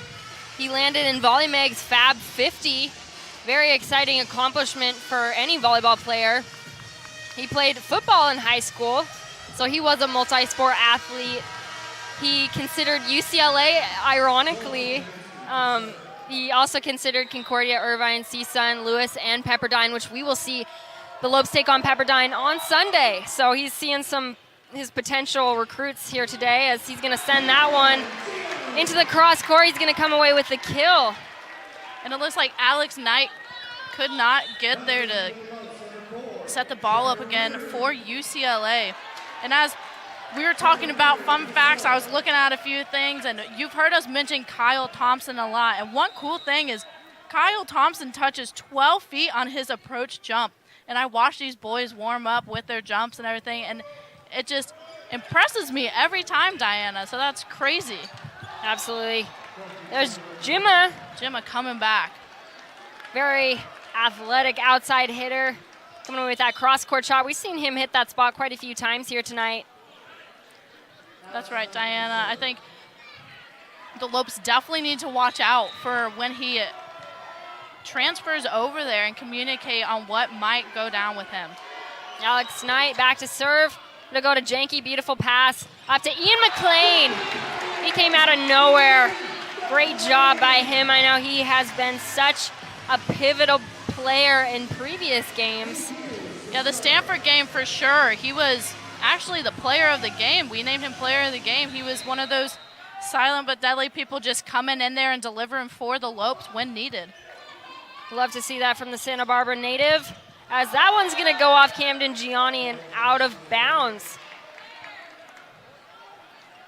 Back to what you were saying earlier about Kyle Thompson's touch.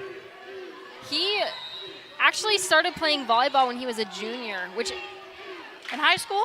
Junior in high school, and he got recruited to go play Division I, so wow. I could not believe that statistic when I saw it.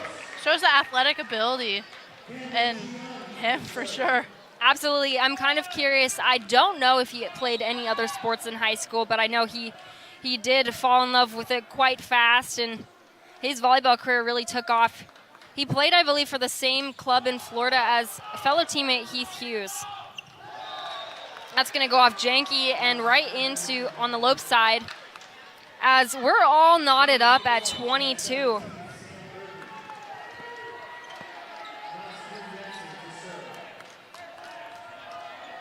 Jensen back to serve. And Jensen is actually another freshman who is serving for UCLA. Every time I look to see what grade they are in, it seems like they are very young, and the Lopes with the point right there. Everyone excited. You can feel the energy in here, Diana. Absolutely stunning kill by Christian Janke. He really stuffed that UCLA defense. He was stoked about that one. Ian McLean steps back for the serve. Jensen out to Katrinsky. Heath Hughes will take the second Thompson, ball. Hugo Fisher will send that one down. Once again, out to Katrinsky. It's going to be touched by Ian McLean. And the point will go to UCLA. It's all knotted up at 23. Very exciting third set. We are on our feet. We are on our feet. Looks like it might go into 5 sets here tonight in the arena. Matautia takes that serve. And Kyle Thompson, the insane sophomore. Stoked to be back. Teammates are so here for that point. They are. They miss him on this team, Diana. I know we missed him out there too. Just making up for what he missed. Lopes are up 24-23. It's game point. Hugo Fisher back at the service line. He's going to send that one in court. Jensen back to Katrinsky. Beautiful up by Gianni. He's going to send that one into the court. Great statement by Camden Gianni. Shows how big of a volleyball IQ he has and how he's able to deliver in high pressure situations. Great job by the redshirt freshman. Marley, let's recap that game. Oh my Lord. It was exactly what we wanted, Diana. There was not just one side who dominated. Both sides showed their offensive side. They showed their defensive side. Even though the service errors do go up a little bit, both teams have great kills. All people who they put on the court are delivering for both sides. And man, Kyle Thompson, let's talk about him for a second, Diana. He is just going crazy for the Lopes, again, making up for missed time, I believe. He has 5 kills, 8 total attempts, and he has 3 digs for the Lopes. It seems like it was a lot more than that when you look at the stats, but both teams are doing a great job as both coaches are talking to the players of what they need to do to execute this set. Absolutely. We're going to go ahead and send you to a commercial break. This is the exciting matchup against UCLA versus GCU. You're watching it right here on GCU TV. As a kid, I always dreamed of being a Division I athlete. GCU supported that dream, and they also allowed me to get an education. So when I came to GCU, I was able to transfer enough credits in to fast track my education. So I graduated in 3 years with a master's, and I did it debt-free because I had athletic and academic scholarships. I'm Mackenzie, and I earned my MBA from Grand Canyon University. There's thunder in all of us. Come find your purpose at Grand Canyon University. Welcome back inside the GCU arena. And Marley, we were just talking before we went into break about Kyle Thompson, and you know, he really has picked up right where he left off. He is someone that I really talked about a lot when the season first was kicking up. He really impresses me, especially, you know, when you hear that stat that he just started playing volleyball when he was just a junior in high school. It really shows his athletic ability. Really happy to see him back on the court. And another player that we don't really get to talk about much, and it kind of makes me sad when I see people getting overlooked, but they have as much part in the game as these really athletic hitters. Setter Heath Hughes, man, he's really been a component for this Lopes offense.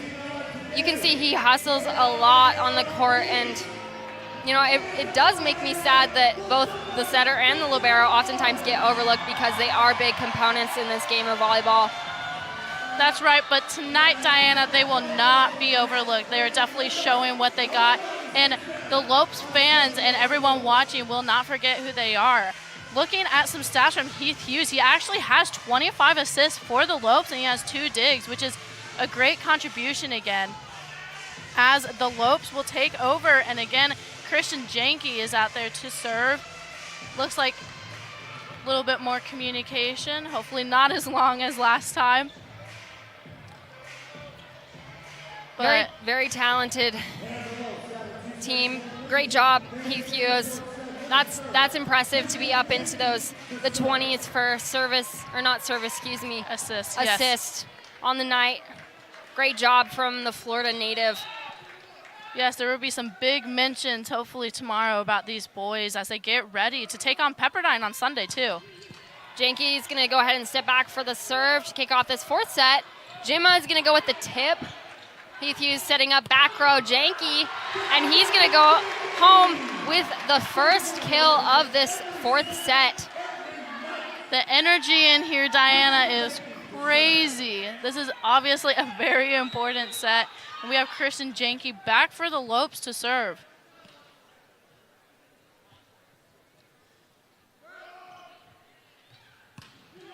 Janke's going to go with the top spin like usual. Up to Jinma. He's really working on that tip. UCLA is able to keep that one alive. Enriquez to Heath Hughes to Kyle Thompson. And that, absolutely great job. That is crazy, Diana, that you mentioned that. He started playing at junior year of high school. No way. I don't have that athletic ability. I don't know about you, but definitely would not be playing on a college team if I started my junior year in high school. Absolutely, and he played a little bit his freshman year, but not as much as I think he would have liked to. And but a nice save from UCLA. They keep it alive. Oh, it's going to fall a little bit short, and yeah, that was an incredible save, Marley. Thought it was about to be like a ESPN top 10 play almost. Almost, just short. Just a few inches a little short. Back to Kyle Thompson. He didn't play much his freshman year, and I believe that the reason he's most improved is because he was a young volleyball player when he got recruited, so now he's really getting into his prime time. There he goes. He goes for that right 3 quick, beautiful spot. Love seeing that here tonight as Sparaz's going to go ahead and talk that over with the Bruins. Try and figure out a little bit what's going on as the Lopes are up 4-0 in this 4th set. We're going to go ahead and send you to a commercial break. This is GCU TV, and you're watching men's volleyball. Each of us has a purpose. We are destined to do something meaningful, not only to support our loved ones, but to positively impact our communities throughout the country. What do you think a private Christian education looks like? Grand Canyon University graduates 25,000 students yearly and offers more than 225 high-quality programs across 9 colleges. Find your purpose at GCU. Visit gcu.edu. Welcome back inside the GCU arena for this very exciting 4th set. You know, we love close games, Marley, and I imagine that we'll probably see some of our voices go out near the end of this set as UCLA had that exciting almost return, almost ESPN moment. Yes. We're seeing some great offensive moves by the Lopes. We got Janky back to serve. We always see some great stuff out of him. He's got 4 service aces here tonight. Maybe we'll see a 5th. I know he'll definitely move up in the rankings in service aces per set after this matchup.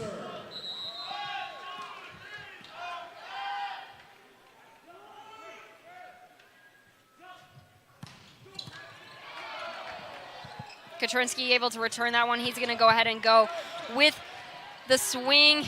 Heath Hughes keeps it into play. Absolutely great setup. Great play by Camden Gianni. It's going to go to Alex Knight, the freshman. Good up by Avery. Avery Enriquez. UCLA is still keeping it in play. Back to Alex Knight. Kyle Thompson, a little bit of some miscommunication. He tried to poke that one up in the air. The fight in these boys, Diana, right now. They really want it. As Avery will check out, again, Avery contributed very greatly. And we said our boys can deliver when they need to deliver, and Avery showed that right there. Absolutely. Avery Enriquez, very talented libero, who honestly probably doesn't get enough shout-outs. He's got a twin brother that plays for Concordia. We'll see that matchup later on this season. Very exciting, fun game to watch. Yes, I'm sure. They're Two twins. of the Averys up there. They're twins, the Enriquez boys. Well, we talked about him earlier, his fun energy, and actually when Diana and I commentated the Stanford team, everyone was warming up, and Avery was over there trying to make a basket in the basketball, and it was just cracking us up, and it just shows how, confident and easygoing, and he knows that, you can't take it too seriously. You have to have fun in the sport that you play in college.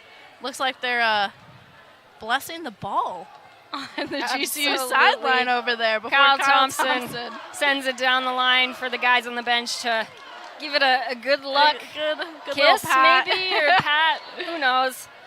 As we're seeing something going on the referee with the down ref. He's talking it over with the score table.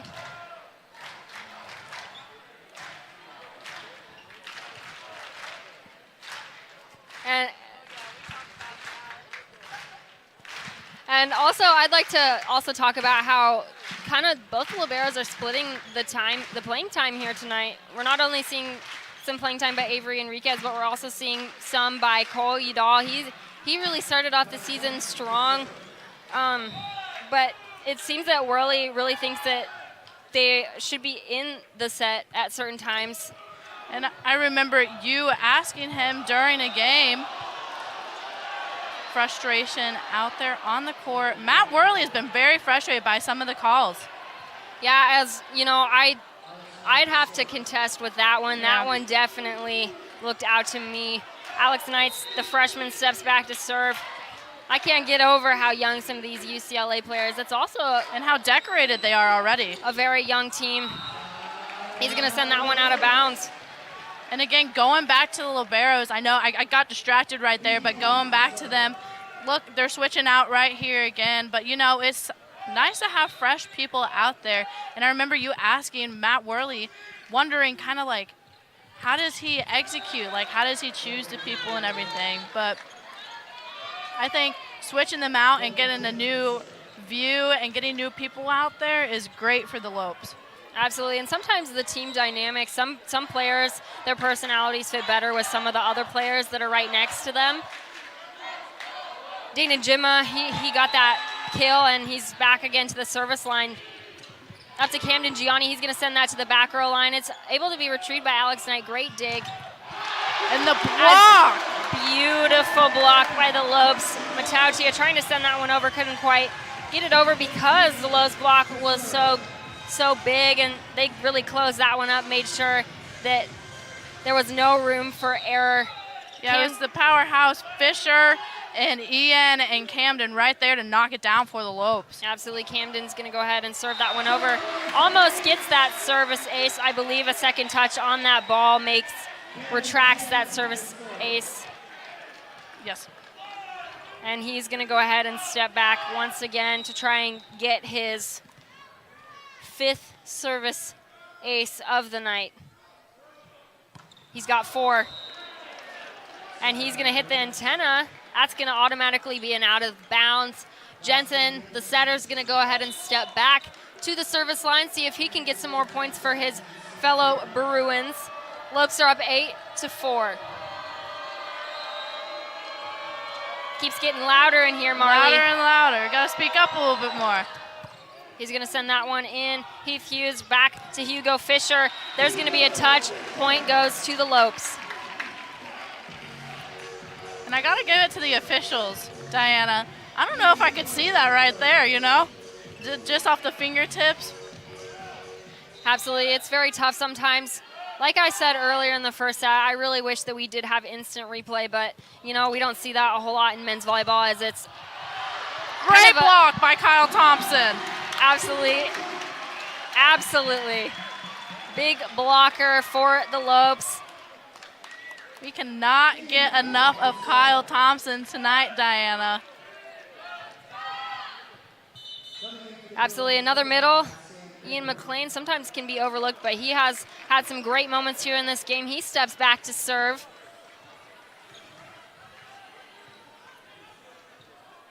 He's a sports business major, as are both of us. Yes. He's going to send that one out of bounds. Not really having very good luck in the service department today, but he's going to keep trying. Cole Udall is going to check in for him in the back row, and we see Sam Berge. And hopefully the service errors is something that the Lopes will work on before they come back in here on Sunday to take on Pepperdine. He's going to send that one out of bounds. You can see Speraw sitting on the bench, just not okay with the way this service game is going. Hugo Fisher, big component for the Lopes in the service department. He's going to go ahead and step back to serve. Great retrieval by the libero, Kyle Thompson. There's going to be a touch for UCLA. The point goes to the Lopes. Kyle Thompson has 8 kills tonight. Both teams are going to talk it over. We're going to send you guys to another commercial break. This is GCU men's volleyball against UCLA. You're watching it right here on GCU TV. It's the 20th anniversary of Operation Santa Claus. We've been feeding families and making kids happy for 20 years. 2020 has been tough for everyone. More kids, more families need your help this year. In celebration of 20 years, please donate $20 or bring donations to Sanderson Ford, Sanderson Lincoln, or the UPS store nearest you, and you might just win a new F-150 truck or a Lincoln Corsair. Donations benefit local charities only. For more info, go to givetotheclaus.com. Welcome back inside the GCU Arena for this great fourth set. Could be the end of the game, might not, depending on how these next few points go. As we're seeing some great energy inside this GCU Arena. It's, I'd say, pretty much fairly packed, not totally packed, as all the attendances are split between those 3 sports going on inside this GCU campus. Yeah, it's not all the way packed, but it's pretty packed, Diana, in here, and you can still feel the energy. We got future Lopes in here showing them what we're excited for. We got alumni in here. We got actual current students in here. Watching the Lopes kill it tonight. Absolutely. I wasn't here for that BYU game, but, you know, I could be comparable. I was watching the cast.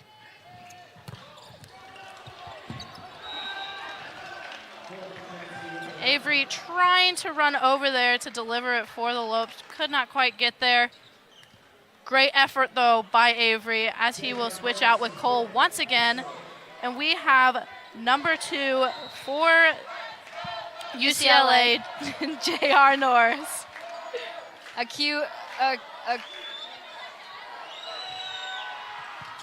A new player for this fourth set, J.R. Norris.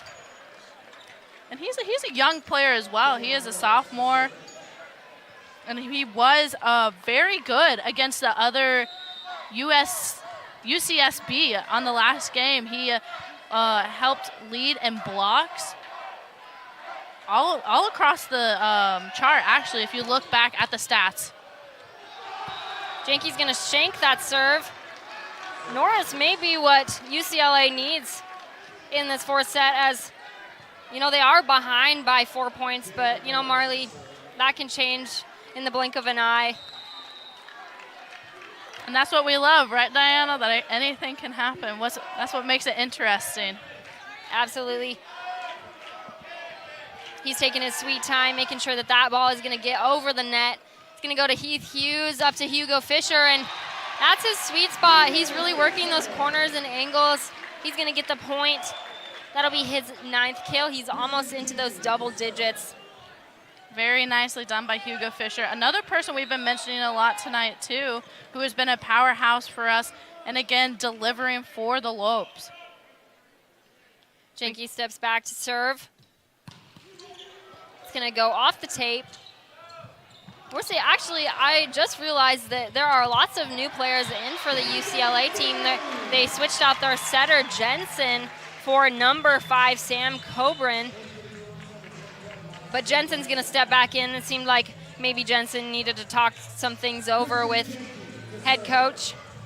Yeah, maybe Sparrow, this is his executing it and seeing what jives. Again, it goes back to the dynamic that you were talking about, who gets along with who and who jives with who and who flows with who. So I think Sparrow is just trying to try a few things out right here.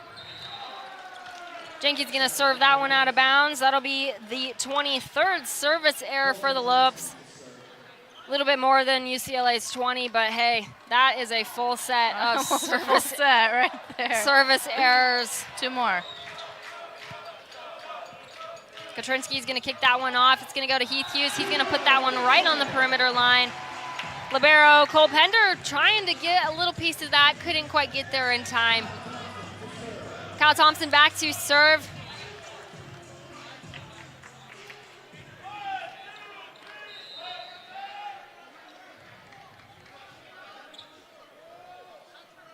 Looks like we got Gemma back in for UCLA. Katrinsky hit that one into the block, and the point will go to the Lopes. They put that one down. You can see Camden down there doing the little Chris Bosch thing, not in my house. Kyle Thompson stepping up for the Lopes as it is 16-9 GCU. He serves that right to the libero, and that was a quick ball. I expected that one to be shooting to the outside, and I was getting ready to say Alex Knight's name, but exceptional move by the setter. Beautiful play. Great effort by both teams, great energy, pumping everyone up in this arena, and I hopefully everyone watching online with us right now as well. Alex Knight's going to go ahead and serve that one up to Heath Hughes. Camden Gianni, he's going to hit that hard angle, but it's not going to quite get inside the perimeter of the court. Alex Knight once again steps back to serve. Alex Knight. We've been hearing a lot of him. He's just adding more to his little sheet of stats as a freshman. Absolutely. Heath Hughes, great job keeping that one in play. Ian McLean tried to get a little piece of that one to make it a little easier on his back row defense, but that UCLA offense was very quick during that play. Very fast right there. And we got, once again, freshman Alex Knight for UCLA. Back to serve. He'll serve that one out of bounds. That'll be the 21st service error for the Bruins. Heath Hughes back to serve. I have no doubt we're probably going to see a short floater out of him, as that's his signature serve, and sometimes it really works. We saw it trip up Stanford a little bit in that game a few weeks ago. Avery Enriquez, great sprawl out for that one. We got Camden Gianni, beautiful spot. He took a little bit of the power off that in order to make sure that it got in the right place on the court.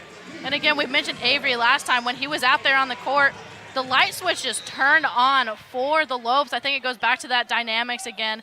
And Avery just has so much energy to give. Absolutely, and that one's going to be hit out of bounds. Great effort, however, by Sam. Heath Hughes back to serve.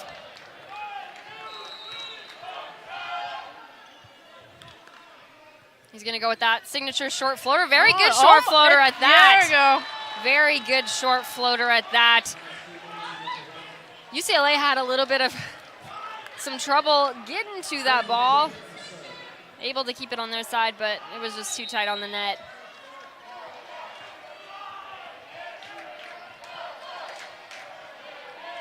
Jimma back to serve. He's going to serve that one into the net. Unfortunately, he is a very big powerhouse for the UCLA Bruins, but he's really struggling in the service department here tonight. No doubt you can see the frustration on his face. Gianni's also going to serve that one into the net. That'll be the 24th service error for GCU. Jensen's going to step back to serve.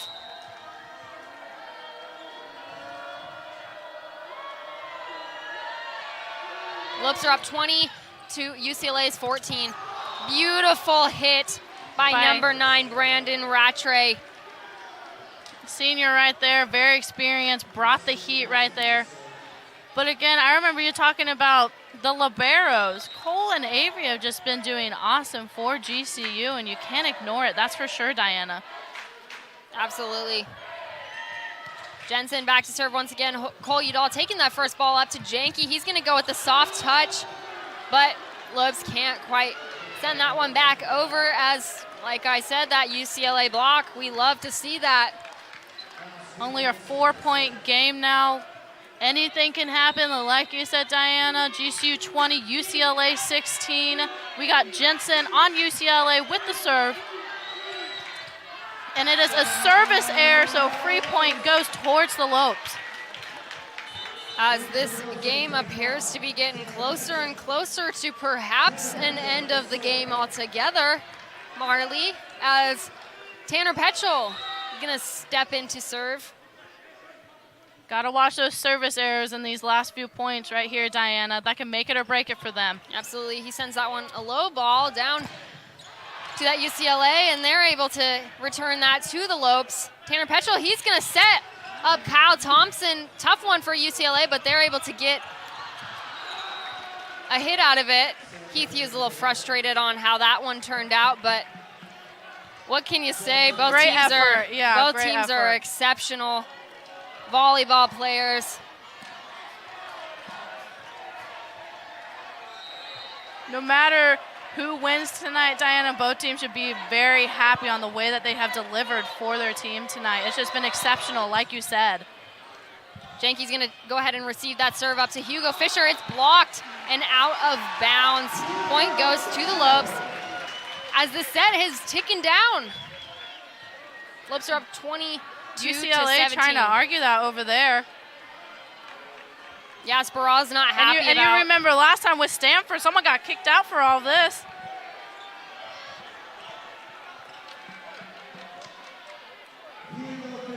I believe it was a yellow card. I don't believe someone got kicked out. Oh. It was a red card, I believe. That's right, a red card. I was watching some other sporting event and someone got kicked out of the game. I believe it was GCU baseball. Baseball, yeah, the head coach. Alex Knight going to get blocked by this exceptional Lopes duo on the net, Kyle Thompson and Hugo Fisher. Smelling the taste of victory right here. History being changed for GCU once again. Hugo Fisher back to serve. And he's going to go ahead and serve that one into the net. He is also another player, along with Jimma, who has been struggling in the service department tonight. Normally, both players are really good at the service line. We got J.R. Norris, someone who had a few service aces at the start of this fourth set. He's going to go ahead and step back to the service line, and he's going to send that one way out of bounds. An unfortunate mistake for the Bruins here tonight, as it is match point. And everyone is on their feet in the GCU arena for the match point. We got Christian Janke, powerhouse, stepping up for the Lopes. Beautiful serve Goes to Jensen. Jimma is going to go with the tip, and that's going to fall. However, great dive by Enriquez as both liberos are switching out. Cole Udall comes in.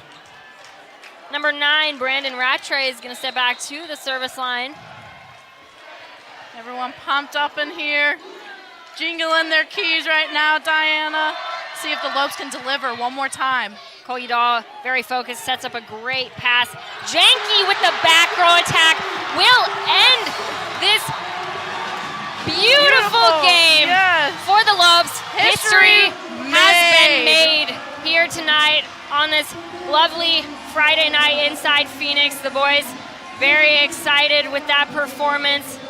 Great effort nonetheless on both sides, but man, what a wonderful game. Rough start, but ultimately we saw some great plays by the Lopes. Oh my Lord, oh my Lord. Yes, Diana, history was made again.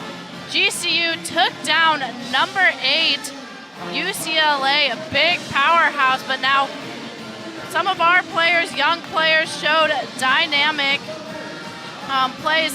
And the GCU Golf Course Player of the Game is Kyle Thompson. We could not get enough of Kyle Thompson coming in here. The fun fact that Diana told us that he started as a junior and he just kept on delivering and delivering. And we actually came up with the name for Kyle. We're calling him Killer Kyle.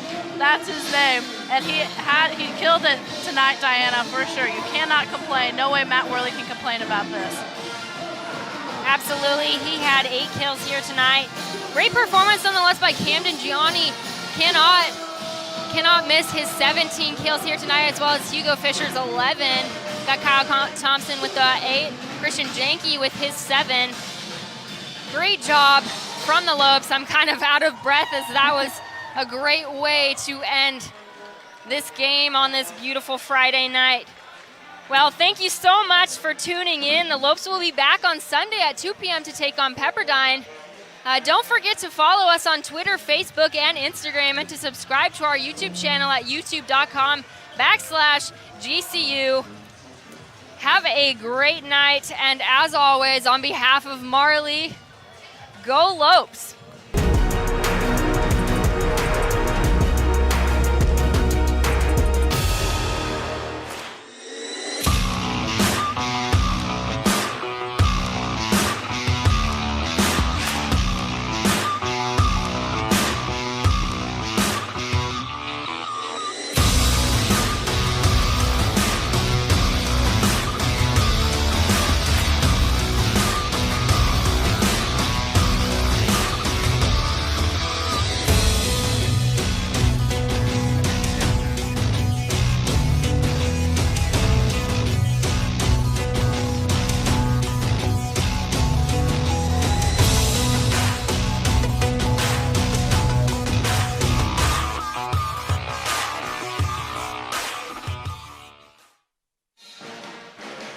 Welcome inside the GCU Arena on this beautiful Saturday afternoon in Phoenix. The Grand Canyon University Antelopes are geared up to play the 6th-ranked Pepperdine Waves. I am Dinah Johnson alongside Marley Thompson. And Marley, the Lopes played the number 8 UCLA Friday night. Marley, can you recap all the action from that game? That's right, Diana. The Lopes are coming away with an amazing win against the powerhouse UCLA. It was a tough fight. However, they came away with the win. The team tied the program record for aces, upsetting number 8 UCLA 3-1. And none of that would have been possible without the excellent performance by Christian Janke, Camden Gianni, Hugo Fisher, and Kyle Thompson. The Lopes again making history, Diana. Absolutely, Marley. We saw them take down or end the streak with Stanford a couple weeks ago inside the Antelope Gymnasium. That was an exciting game. Real quick, before we hear the starting lineup, let's throw it down to prayer and national anthem. And your Grand Canyon University Antelopes. Ladies and gentlemen, at this time, we ask that you all please rise if you are able. Gentlemen, please remove your caps as we begin this afternoon's competition with the word of prayer. Today's prayer is led by Sydney Kincaid, a GCU sophomore majoring in healthcare administration and a member of the GCU cheerleaders. Let's pray. Dear Heavenly Father, I thank you so much for this day and for the sport of volleyball. Lord, I thank you that we all have been given the opportunity to come here and support our players. Lord, I pray that you will just bless the coaches, the officials, the players, and everyone here in attendance today. Please keep everyone safe from injury and harm. Give the players an energy and a confidence, and I just pray that they will do it all for you. I pray that you will be honored and glorified through this game. We love you. Amen. Thank you, Sydney. Fans, please remain standing as we now honor America with a playing of the national anthem. The Star-Spangled Banner will be performed this afternoon by our very own Thundering Herd Pep Band under the direction of the Professor, Dr. Paul Cook, and today his student associate, Andrew Lopez.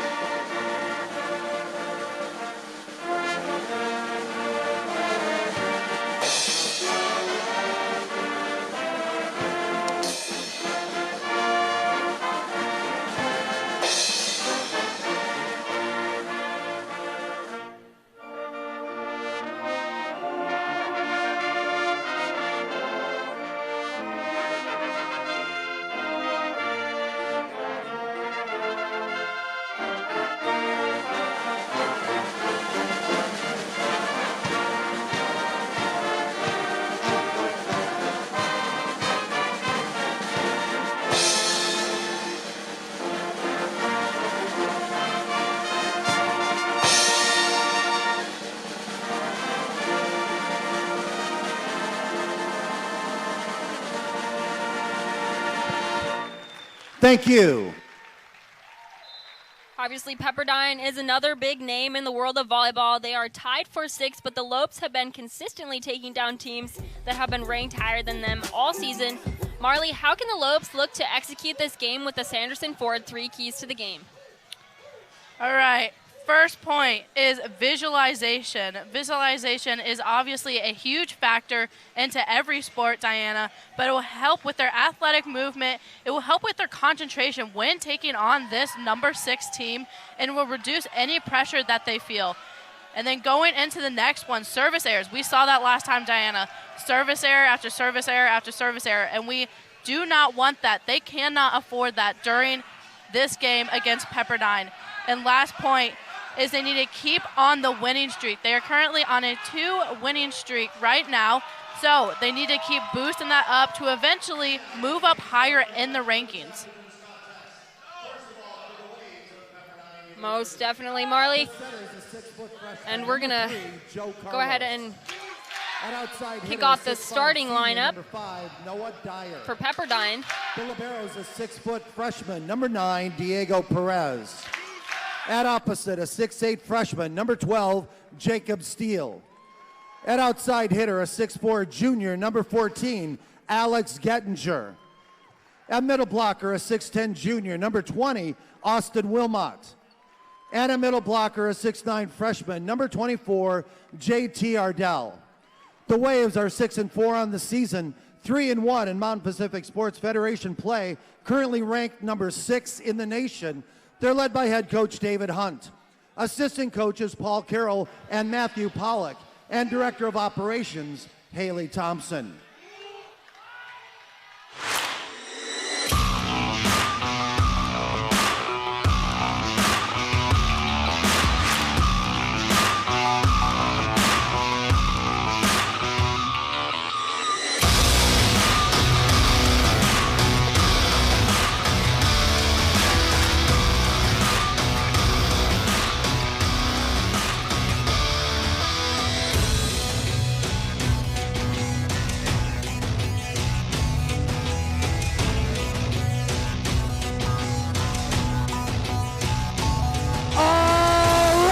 Fans, it's time to get on your feet and make some noise.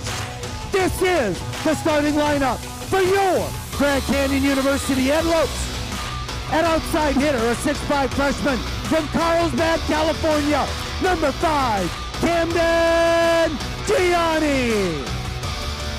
The setter is a 6'7" sophomore from Haines City, Florida. Number 8, Heath Hughes. And middle blocker, a 6'7" junior from Santa Barbara, California. Number 10, Yippee-ki-yay, Ian McLean. And outside hitter, a 6'5" sophomore from Carlsbad, California. Number 11, Christian Janke. The libero is a 6'3" sophomore from beautiful Santan Valley, Arizona. Number 13, Cole Udo. At opposite, a 6'8" sophomore from Verviers, Belgium. Number 19, Hugo Fisher. And a middle blocker, a 6'7" sophomore from Orlando, Florida. Number 23, Kyle Thompson. The Lopes are 11-3 in the season, 3-1 in the MPSF. Currently ranked number 13 in the nation. They're led by head coach Matt Worley, assistant coach Keith Smith, graduate assistant Andrew McCall, special assistant to the head coach Mr. Dennis Flowers. From the sports medicine staff, the lifesaver Deborah Storm. Officiating today's contest. Okay, let's go ahead and recap the lineups. In the blue for Pepperdine, we have number 3, Joe Carlos, number 5, Noah Dyer, number 9, Diego Perez, number 12, Jacob Steele, number 14, Alex Gettinger, number 20, Austin Wilmot, number 24, JT Ardell. And for the Grand Canyon University Antelopes in the white, we have Camden Gianni as number 5, Avery Enriquez, Heath Hughes, Ian McLean, Christian Janke, Cole Udall, Hugo Fisher, and Kyle Thompson.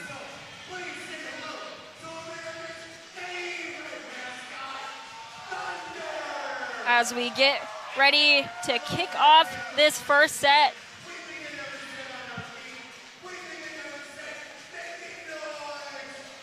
I believe Pepperdine will have first possession of the ball, and Joe Carlos will go back for the first serve. Are you ready, Diana? Absolutely, I'm ready for some more volleyball action inside this GCU arena. As he'll go ahead and serve that one over. Christian Janke will take it up to Hugo Fisher, and that's going to go off Pepperdine's block. They get set up for the outside.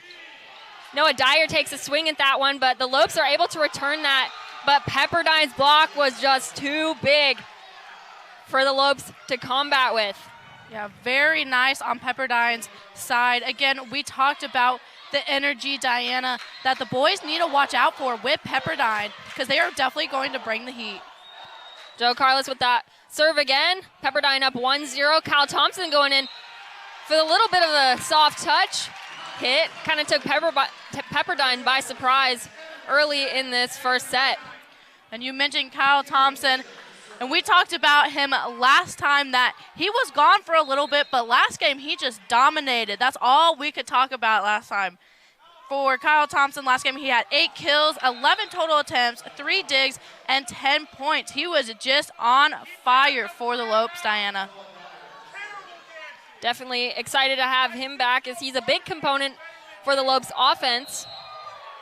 Noah Dyer is going to go ahead and step back to that service line as Pepperdine is up 2-1. Christian Janke is going to take that first pass and go ahead and hit from the outside, but Pepperdine got that one up, and Lopes are going to answer up to Heath Hughes. Back over for Camden Gianni. But the refs are going to say that one is down. Great effort by Pepperdine's libero.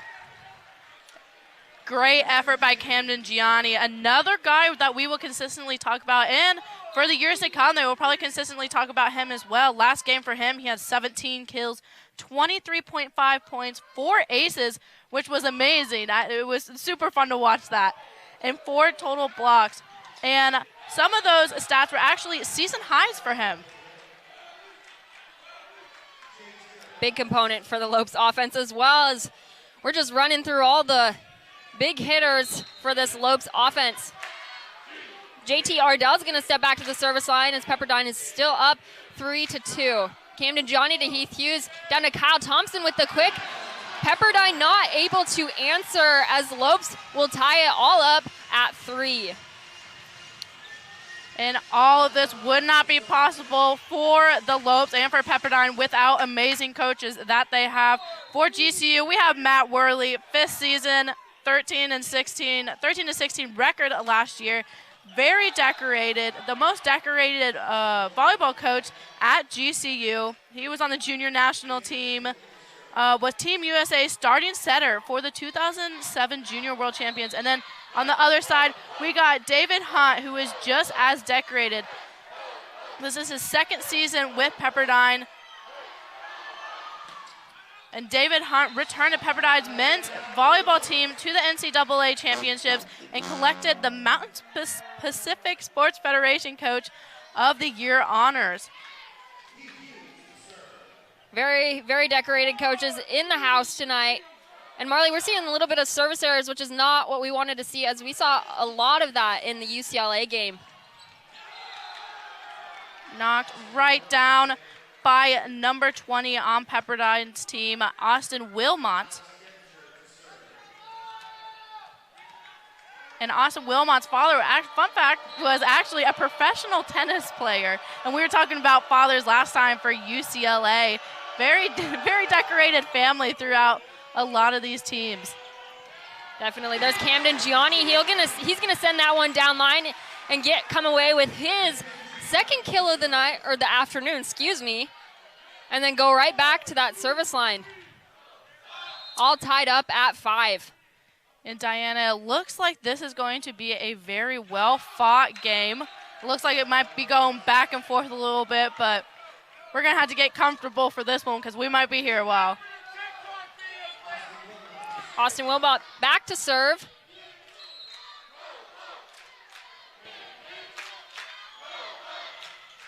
He's going to go ahead and get that one over. Camden Johnny right to Heath Hughes, and Christian Jenke's going to send that one down the line. It seems like line shot here today is really working for the guys. That's right, Christian Jenke. Last game had 7 kills, 16 total attack attempts, 9 digs, 13 points, and almost breaking a school record. He was just 1 away. So if he gets another one today, Diana, who will break that school record. Great block. Pepperdine throwing up some big blocks early in this first set. Definitely saw that was a big trend in the UCLA game. The Lopes really had to compensate and kind of figure out how to hit around the hands of those Bruins players, and it seems as though they're going to have to keep on that here today.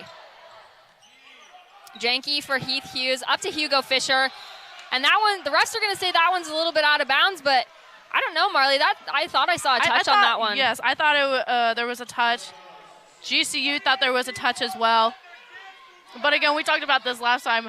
We are all the way up in the booth, and we cannot see that far away. Jenke for Heath Hughes. Jenke again, and he's going to send that one right into that hard cross short angle. Great spot. Definitely a high IQ volleyball player. Love to see him every time we're in the gym. Yeah, Christian Jenke was actually one of the first 4 players in the country to have 200-plus kills. And he's just a sophomore, Diana, but he's become very decorated already in early years in his college career already. And as Pepperdine's going to come away with another one of their points as they're up 9-7. Going to step back to the service line. Noah Dyer is going to take it for the Waves. Christian Jenke to Heath Hughes, up to Hugo Fisher. And they're going to give that one to the Lopes.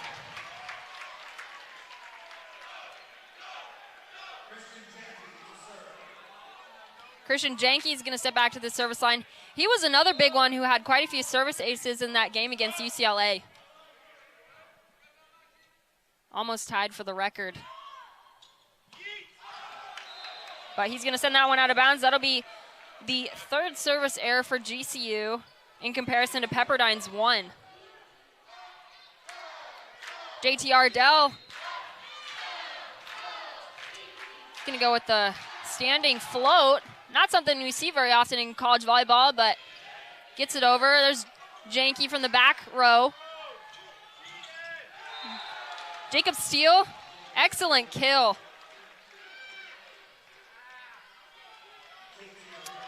And Pepperdine's just bringing that heat again like we talked about. They're applying a lot of pressure to GCU and seeing if that they can respond to what they are playing right now. Ardell takes the serve up to Heath Hughes. Camden Gianni, but Pepperdine's able to return that one.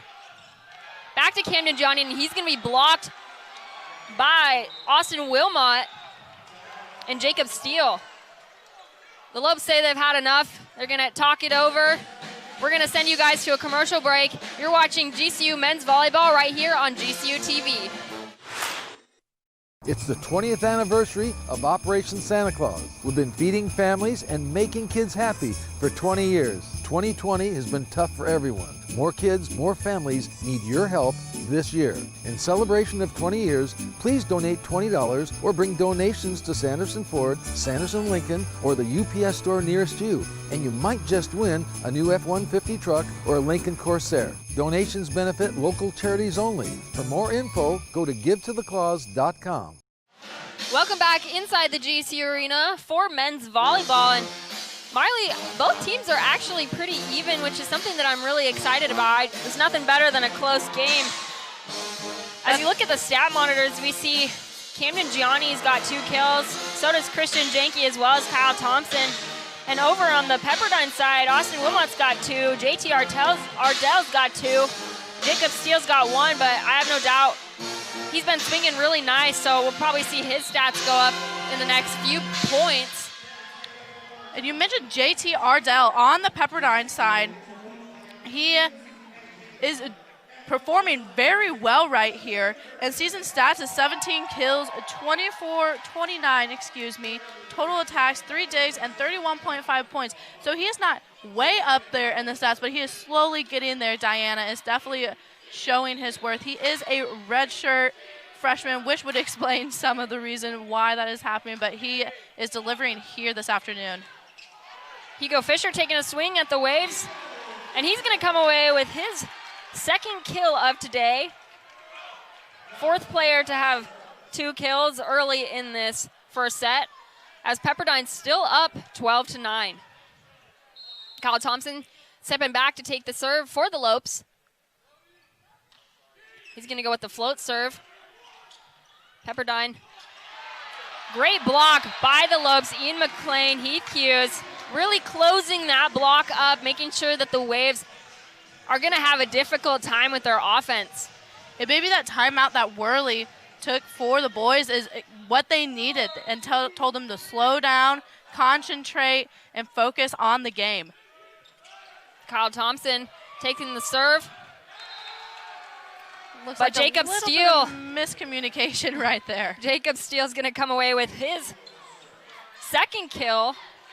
I just mentioned that we were going to probably see a kill from him in the next few points, and there it is. There's his 2nd one. And we have Cole Udall in for the Lopes. And we mentioned them last time, Avery Enriquez and Cole Udall, who switched off a lot last game, and it was fun to see them, each perspective, as they are switching out right now, and they were huge contributors as well. They should not go overlooked, like you said last time, because they are great contributors for our team. As there's the Lopes' offensive or defensive net presence.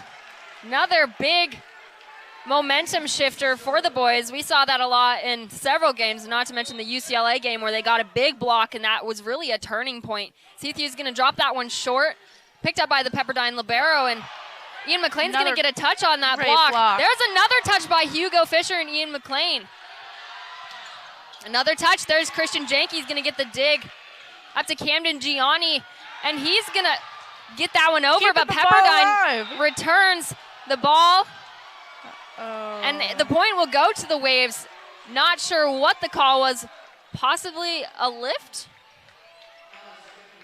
Marley, did you have double touch? It seemed like there would be a double touch somewhere in there. Totally thought that it might have been off Pepperdine's side when they saved it right there. But again, you just look at one team who has the ball and you don't see the other one, and it's very fast-paced moving. But right there, the Lopes returning the favor to Pepperdine and answering to that. Camden Gianni certainly put an exclamation point on that one as he's going to step back and serve. The Lopes are creeping up on the Waves as Pepperdine's got 14 and GCU's got 13. Gianni takes the serve. But that's going to be picked up by Heath Hughes, and Camden Gianni sends that one over and out of bounds. Great effort from the Lopes. Great job by Heath Hughes right there. He was another great contributor, someone who should not be overlooked either. Last game he had 14 kills, 32 total attack attempts. Pardon me, this is this season, not last time. This season he has 14 kills, 32 total attack attempts, 397 assists, 53 digs, and 25.5 points. So when Matt Worley puts him in, he will deliver. And you see Ian McLean delivering for the Lopes right there as well, as it is 15-14 Pepperdine. Ian McLean, the silent but deadly player on the team. You kind of forget about him sometimes, but he always reminds you that he's there. As we saw not him, make you forget. As we saw him drop that one a little behind the 10-foot line. And he's going to almost get a service ace. Great effort from him. And he's going to, I thought for sure maybe he got that one up, but great effort from Ian McLean. Point goes to the Waves as we're 16-14, halfway through this first set. Setter Joe Carla steps back to the service line. Heath Hughes up to Christian Jenke's going to go at the tip.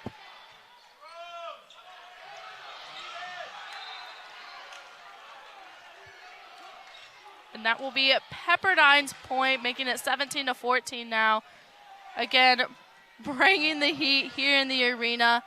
But the heat is also brought by all those students and the parents here this afternoon, Diana. Like we mentioned last time, the Havocs are a force not to be reckoned with. They can mess you up sometimes. Yes, a great turnout on this Sunday afternoon.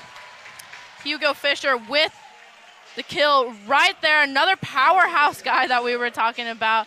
He is from Belgium. He was on the Belgium national team. He has a long sheet of stats and is just a key contributor to this team. He's got a killer serve, as we see right there. Sending it over to the Waves. As Noah Dyer's going to tool that one off the block. Point goes to Pepperdine as they're up 18-15.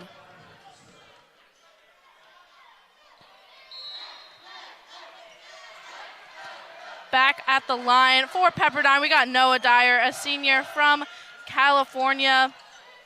Key contributor last game for them as well. And Hugo Fisher coming in once again. Powerhouse, powerhouse, powerhouse. Yes, we're going to see a lot of him from today as Christian Jenke steps back to the serve. What was our nickname for him last game? We made a nickname for Kyle Thompson. We called Kyle Killer Kyle. I believe we called Christian Jenke Powerhouse. Powerhouse, yes, yes. We called him Powerhouse, that's for sure. We called Hugo Fisher and Jenke Powerhouses because that's what they are for sure. And we saw a service error right there. Not exactly what we want to see at all, as that was a key contributor to why the game was so tough against UCLA. Heath Hughes once again with the hit. And Cole Udall picks up that tip as Camden Gianni's going to flick that one over into the corner. And Jacob Steele with the kill as Pepperdine is up to 20. Matt Worley's going to talk it over with the Lopes as we go into another commercial break. You're watching GCU men's volleyball right here on GCU TV.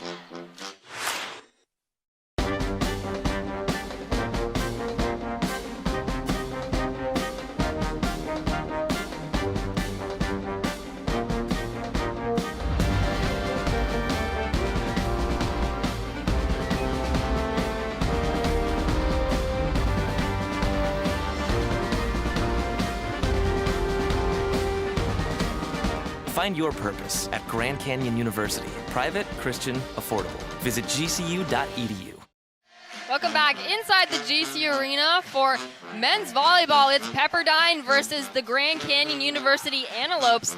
And Marley, we love our game prep time. That's for sure. We love digging to find some fun facts about our opponents, and definitely some interesting fun facts on Pepperdine's volleyball page. Yes, that was so fun to look through all of that information.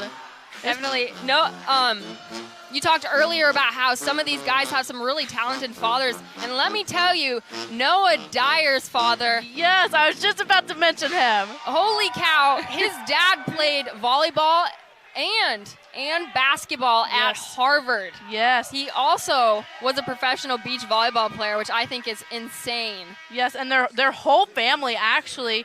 He has 5 siblings. Sister Heidi was on All-American beach volleyball player for Pepperdine, who also competed on the indoor team. Sister Lily is a member of Pepperdine's women indoor volleyball team. And once again, like you mentioned, their father is very decorated. So volleyball is definitely a big thing in that household. And I'm sure they have some great competitions inside the family. Jack Burton's going to step into the game. And Jack Burton is one of our 4 captains this year, as he is a senior. He has 23 kills, 14 digs, 32.5 points in the season, and 47 total attempts. Janke is everywhere on the court, as you saw him dive for that last one, and he was able to get that one before up, which I was very impressed that he did. Very talented in the back row. I believe he leads the team with 60 digs. We got Kyle Thompson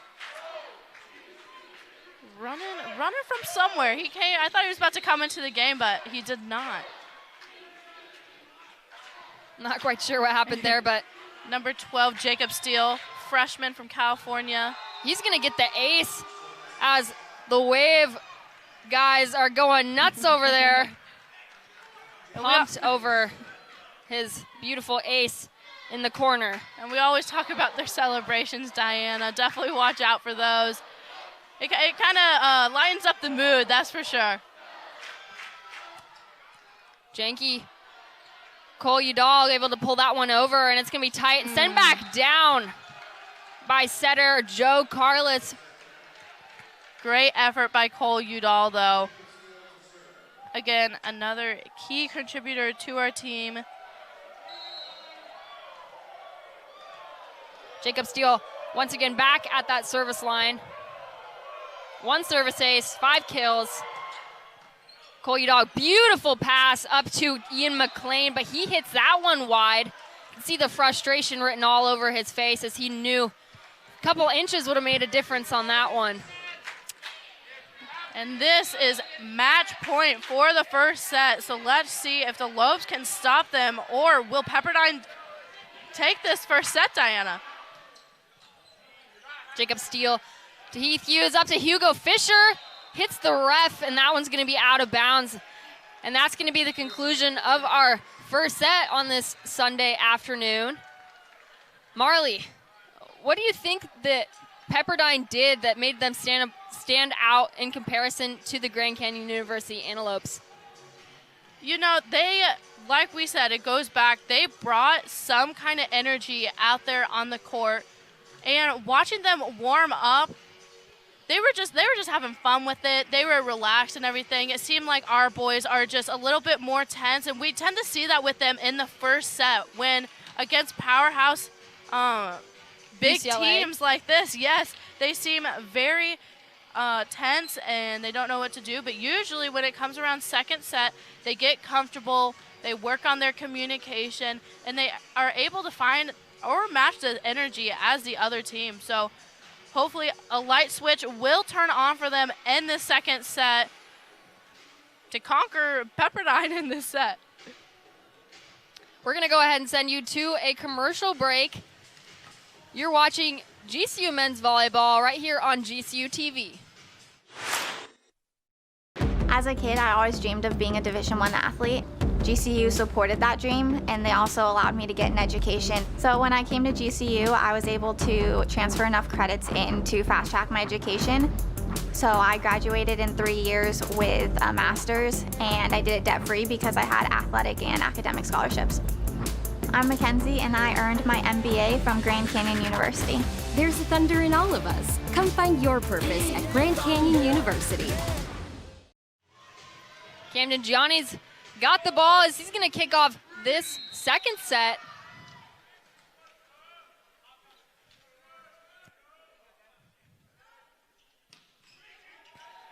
Pepperdine with the pass. And back row attack. Lopes answer. Hugo Fisher with the tip. But they're going to say it hit the antenna and give the point to the Pepperdine Waves as they go up 1-0.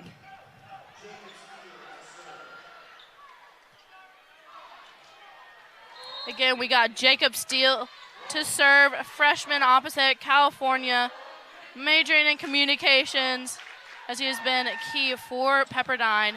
And that will be a service error, but everyone gets to sit down in the arena, so.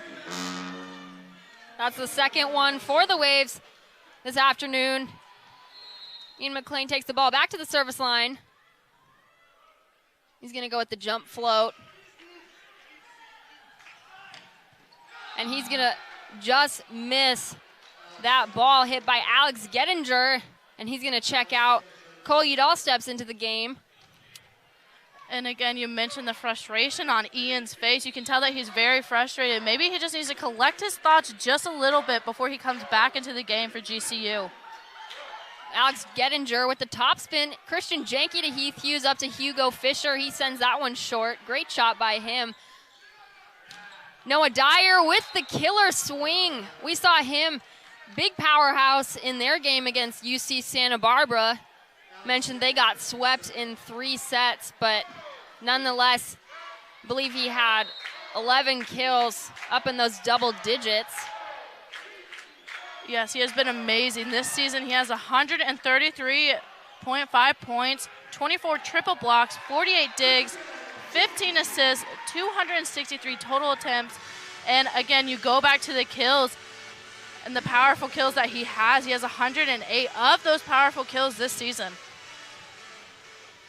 Saw Christian Janke come away with a kill as he hit that one off Pepperdine's block. Hugo Fisher, killer swing from the back row to kick off that point. Great up by Avery Enriquez. Christian Janke's going to go with the roll shot. Steele on the right side. Kyle Thompson just hits that one into the net. It looked like there was a little bit of a timing issue between him and setter Heath Hughes as they talked that one over up at the net. And again, we talked about communications last time. These boys cannot win against Pepperdine if they do not communicate well on the court and understand whose role is what. And there you see the timing connect as Kyle Thompson and Heath Hughes setting up a great play. Pepperdine still up 4-3, but the Lopes are showing some great promise as they're seeming to pick up some good momentum. Absolutely, Diana. We just want to see that click here for the GCU team because we know when the team clicks together and you go back to that timing, the timing's right, they are a force to be reckoned with. Unfortunately, at that point, however, does go to Pepperdine, making it 5-3 Pepperdine. Setter Joe Carlos steps back to the service line.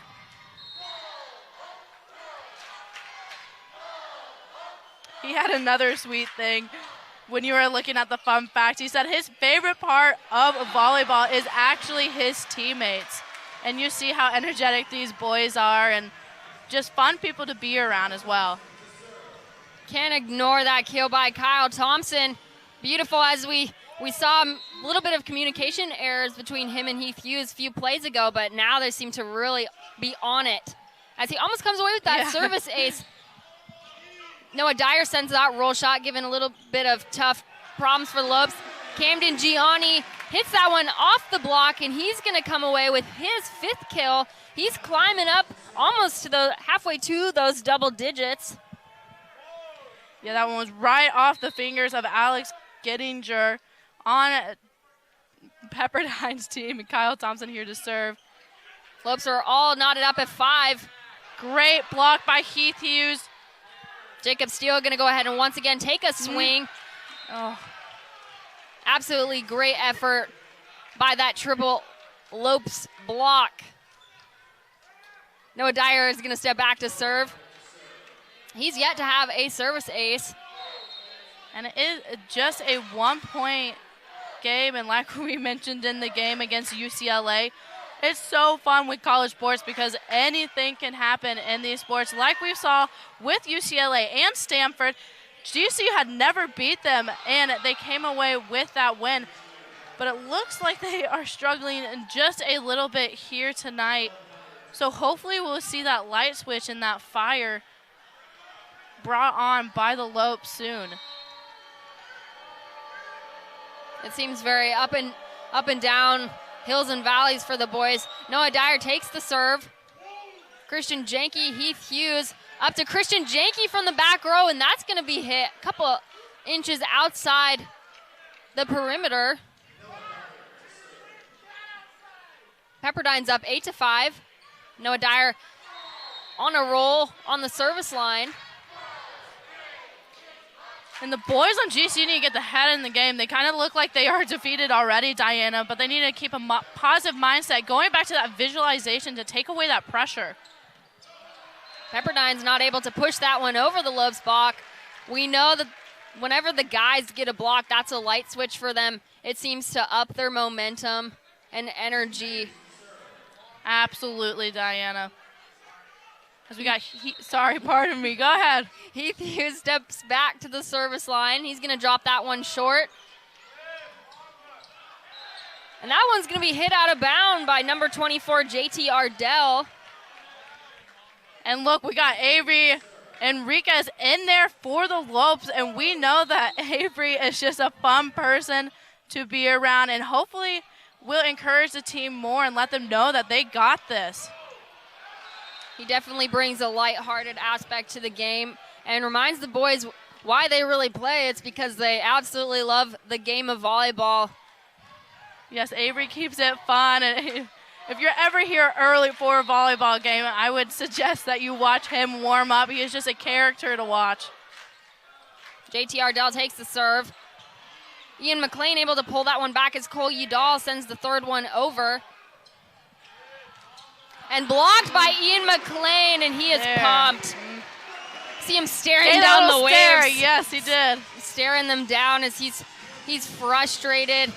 But he also really wants to win this game, as both sides do. Yes, for sure. I think for Ian McLean, he just wants to make up for the few errors that he has cost at GCU. And we just showed right there that he can deliver, and he is making that up for sure. Avery Enriquez with the killer dig, big play. Christian Janke hits that one into the block, but he didn't know what was happening. Yes. Again, communication on the side of the Lopes. Jacob Steele. 10-8 Pepperdine. Jacob Steele, freshman, back on the line for Pepperdine. He's going to go ahead and go at the jump top spin. Cole Udall, great pass. Up to Ian McLean, and they save it. I'm definitely surprised. I am absolutely shocked that ref did not call a carry on that point. Definitely looked like a carry from our perspective. And at that point, we'll go to GCU, however. Pepperdine was not happy about that at all. Matt Worley glad that they called that one. Jacob Steele from the back row attack, excuse me. Jacob Steele getting the revenge right there from that last call that they were not happy with. As Ian McLean is back out for the Lopes. Alex Gettinger back to the service line. As Pepperdine's up 11-9. Camden Gianni making easy work for that one. Christian Janke sends that one inside the perimeter of the court. He is going to have 4 kills, gradually adding to his stats for this afternoon. And there you go. They are gradually turning on that light switch, Diana, as it is just a 1-point game, and this is what we want. We want this back and forth without the service errors, and a great knockdown by Kyle Thompson. And tell us about Kyle Thompson a little bit, about when he started playing volleyball, Diana. Kyle Thompson actually started playing volleyball when he was just a junior. I was kind of hoping to talk to him about that after the game. I'm sure his life really turned around really fast, especially since he is a D1 athlete. It just impresses me every time we talk about it, and I think about all the hard work he must have put in and how fast. Camden Gianni with the little smile right there. He definitely did not think that was their point as he continued to play. Great heart. But he'll take it. Great heart from the Lopes as they go up 12-11. I believe that's the first time they've been ahead in this game as Hugo Fisher takes the serve. And Heath Hughes, little disappointed in himself as that is a free opportunity for a kill, but hits it wide outside the line just by a few inches. Austin Wilmot back to serve, and we're knotted up at 12, folks. That'll be the fourth service error. Less errors than that UCLA game. And actually, Austin Wilmot on the Pepperdine team, this is his first season with Pepperdine. He used to be at UC Irvine for his first season, but they are really lucky and happy to have him over there at Pepperdine now. Powerhouse Janke hits that one into the net. He's having a little bit of a rough game in the service department. We normally see him get a couple service aces within the first 2 sets. For sure. But again, it seemed like something is a little off with our GCU team here this afternoon. Looking to switch that around for them as it is currently tied. And again, Jacob freshman Steele. Jacob Steele is just bringing the heat today. That's his 6th kill for this afternoon. Joe Carlos steps back to the service line. Pepperdine's up 14-13.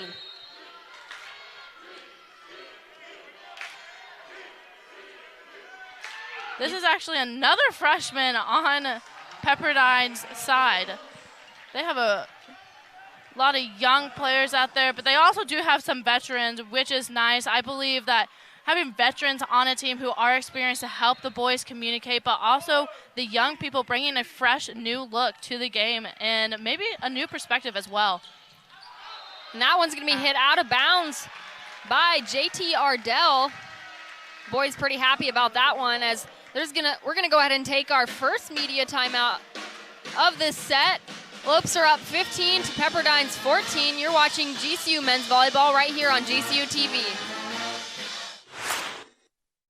It's the 20th anniversary of Operation Santa Claus. We've been feeding families and making kids happy for 20 years. 2020 has been tough for everyone. More kids, more families need your help this year. In celebration of 20 years, please donate $20 or bring donations to Sanderson Ford, Sanderson Lincoln, or the UPS store nearest you, and you might just win a new F-150 truck or a Lincoln Corsair. Donations benefit local charities only. For more info, go to givetotheclaus.com.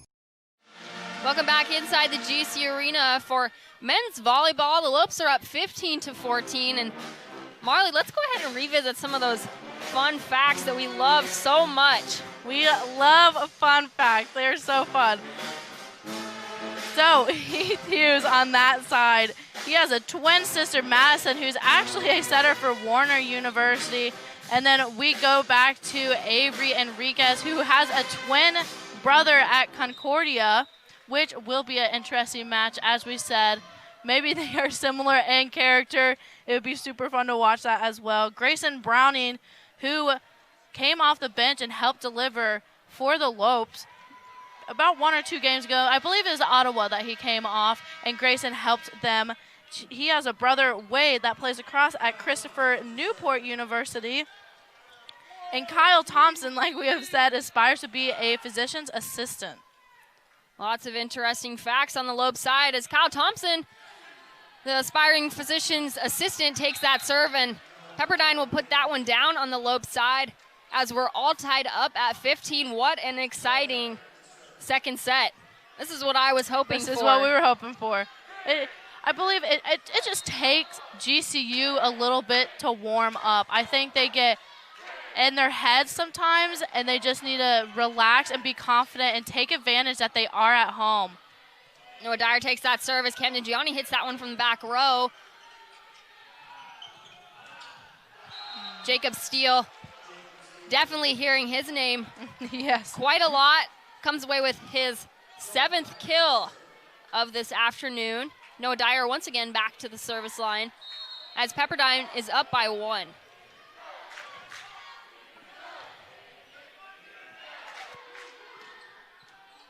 Janke to Hughes to Gianni. Tries to hit that back line. Janke's able to get that one up.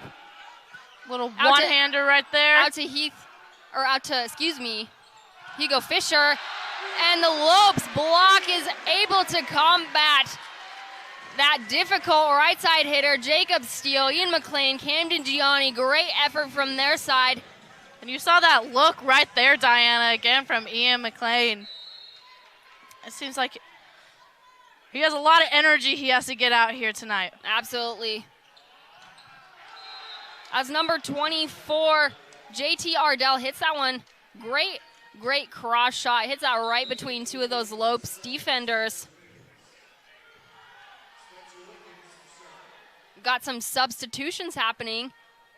Spencer Wickens, I think this is the second time we've seen him in this match this afternoon. He's checks in to take the serve. As Pepperdine is up by 1, it's 17-16. Cole Udall to Heath Hughes, and he's going to go ahead and sit Camden Gianni, and he's on fire tonight. He sends that one right into that seam. That's right, Camden Gianni is on fire, and when he's on fire, there's no stopping him. There's no putting him out. He has 6 kills, 16 total attack attempts this game, and is looking for more aces as well. And again, Ian McLean, silent but deadly right there, answering for the Lopes, and again, making up for some things. As we see some smiles down there on the court. Making easy work of it this afternoon. Camden Gianni back to the line once again. He sends that one right to the libero. Jacob Steele hits that one out of bounds.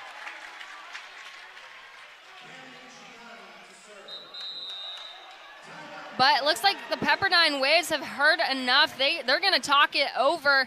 We're going to send you to a commercial break. You're watching GCU Men's Volleyball right here on GCU TV. As a kid, I always dreamed of being a Division I athlete. GCU supported that dream, and they also allowed me to get an education. So when I came to GCU, I was able to transfer enough credits in to fast-track my education. So I graduated in 3 years with a master's, and I did it debt-free because I had athletic and academic scholarships. I'm Mackenzie, and I earned my MBA from Grand Canyon University. There's thunder in all of us. Come find your purpose at Grand Canyon University. Welcome back inside the GCU Arena as it's heating up, and it's a very close game. Lopes are up 19-17, something that we haven't really seen much in this game. But yeah, there's some tensions. There are some tensions down there on the court with Ian McLean, and we have no idea who on the Pepperdine side, but things are definitely heating up, and you know how boys can get, Diana. They're very competitive people. But we did see a smile from him on that last play. I think he's starting to loosen up and warm up a little bit and is ready for this.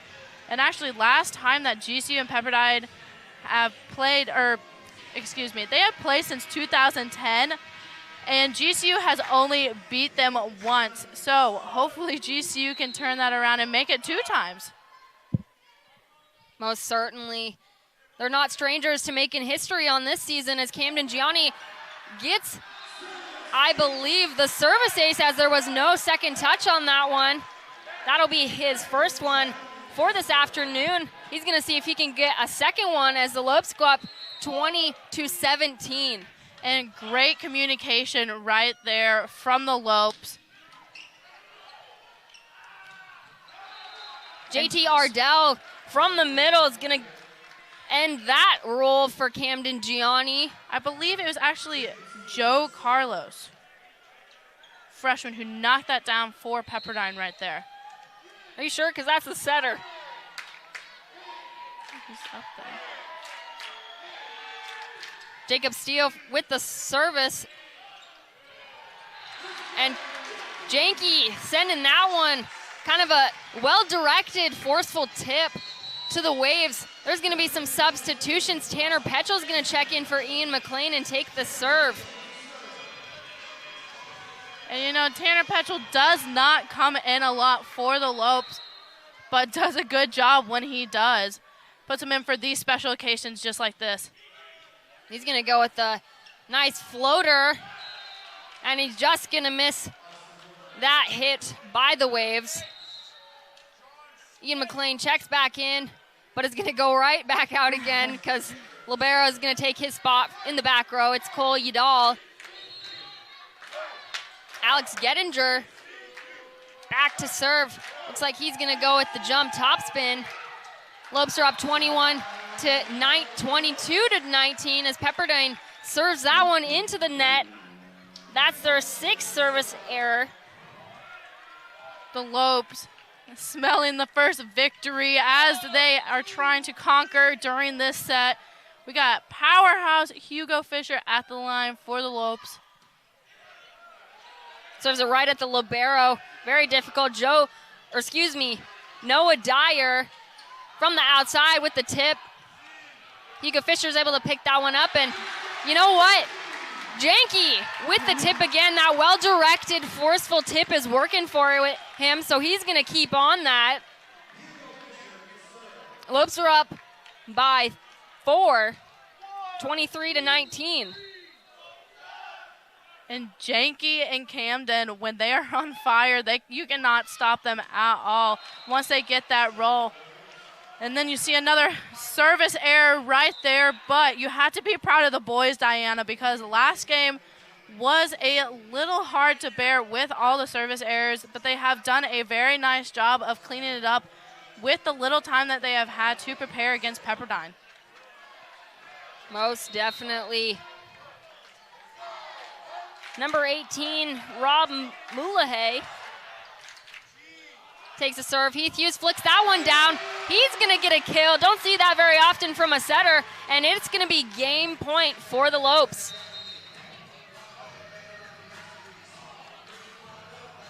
Janke is going to step back to the service line. We've seen him have some issues back there throughout the course of this game. But he does really well under pressure, Marley. He does. And again, we're looking for that other ace to break that record at GCU. Almost. Oh, off the face. We always see one of those, Diana. Noah Dyer is going to send that one over Kyle Thompson, but he overpasses that one in an unfortunate mistake for the Lopes. Pepperdine's going to go up by 1 point, 21-24.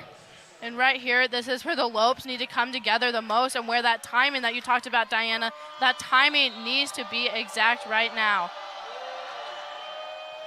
Cole Udall to Heath Hughes and Kyle Fisher. Great pickup by Janke, Hugo Fisher, and it's blocked once again by that really difficult Pepperdine net defense. Excuse me, I was trying to get that out of my mouth. We're going to go ahead and send you guys to a commercial break as both teams want to talk it over. It's getting really tense here inside the GCU Arena. You're watching GCU Men's Volleyball right here on GCU TV.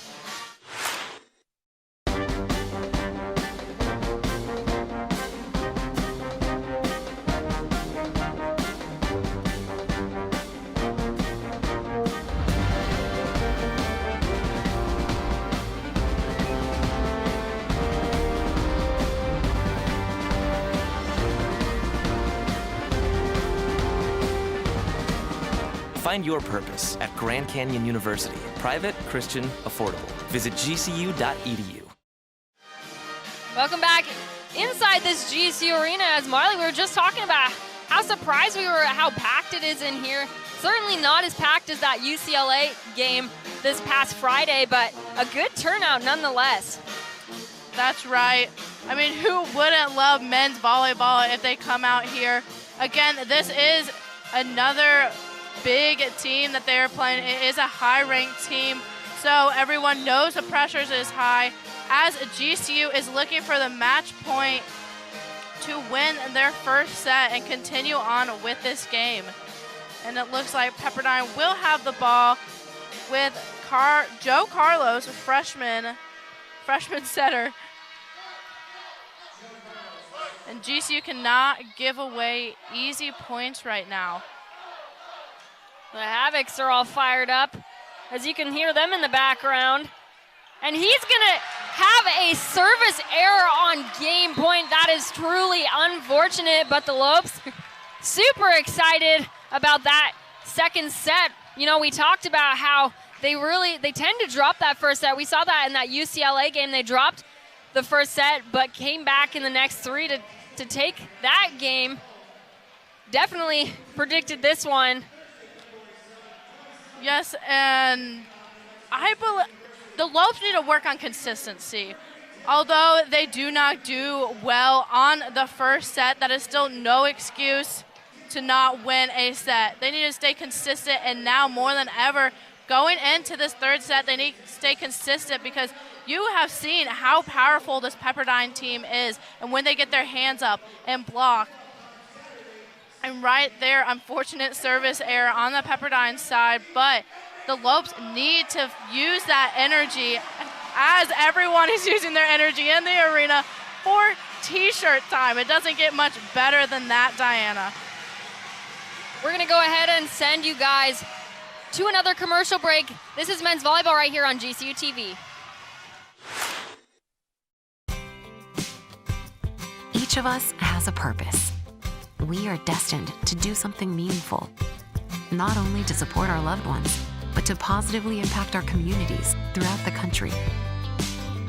What do you think a private Christian education looks like?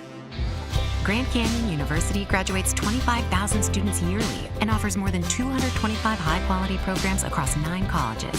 Find your purpose at GCU. Visit gcu.edu. Welcome back inside the GCU arena. We're going to go ahead and check out the upcoming schedule of all the exciting Lope sports, brought to you by BSN. That's right. We have a lot of sports going on right now, Diana.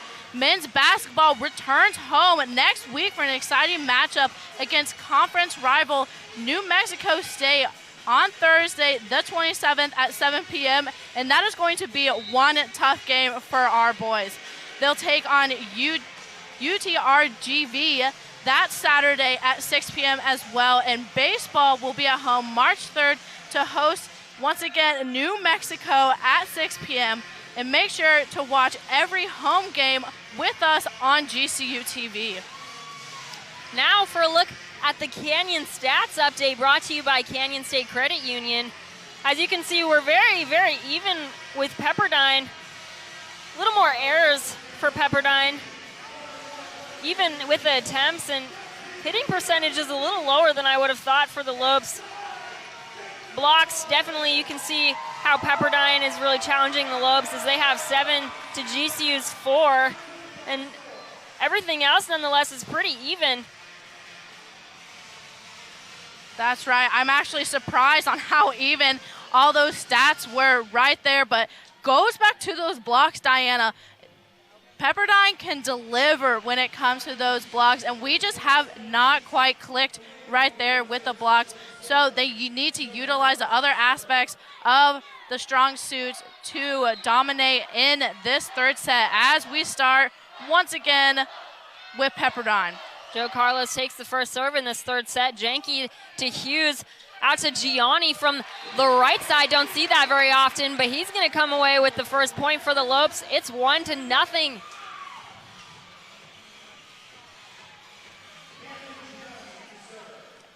Great execution right there with the block and getting it down for the Lopes. He's going to go with the jump topspin. Noah Dyer makes easy work of that as he also takes the swing, but it's blocked by the Lopes defense. As he's going to try the tip, and it's going to come over. Janke with the flick as he sends up Heath Hughes. Hugo Fisher, I don't know why I keep doing that, but great kill by him. That's his 5th one for this afternoon. And that was just great by both teams, the effort that they were putting in.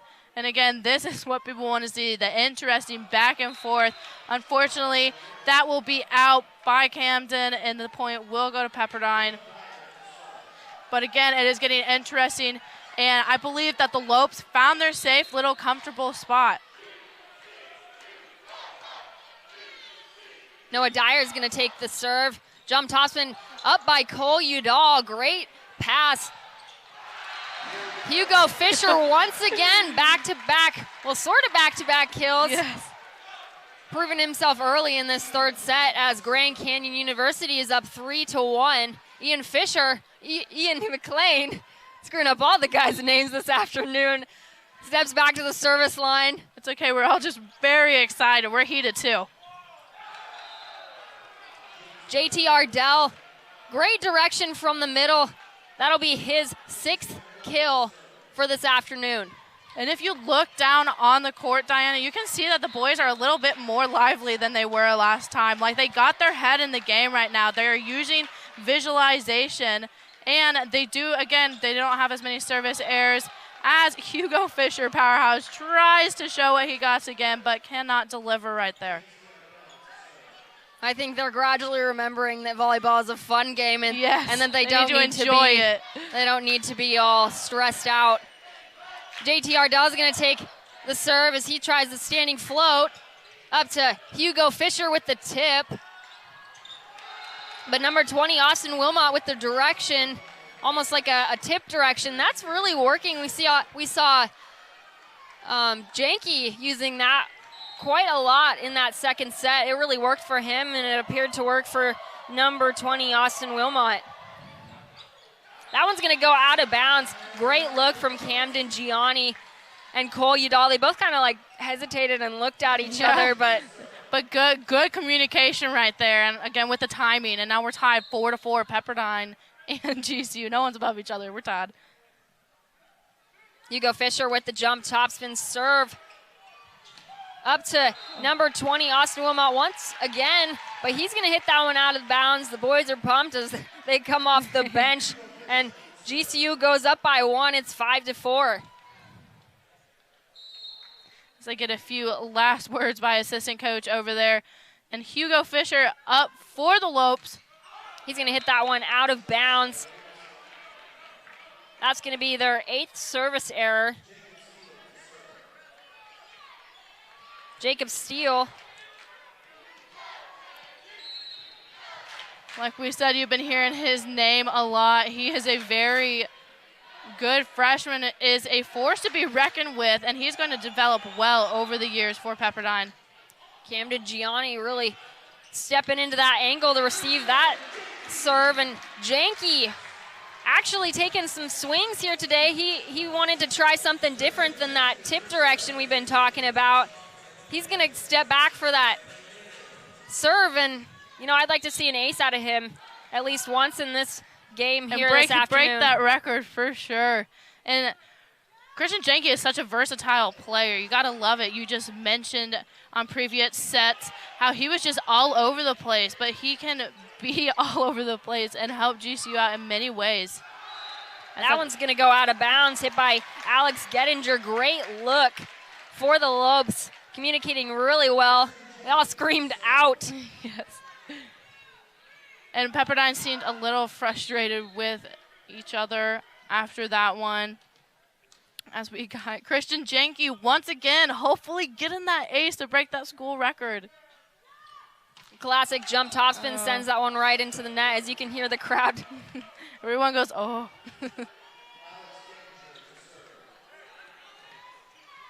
Alex Gettinger back to the service line. He's got 5 kills this afternoon.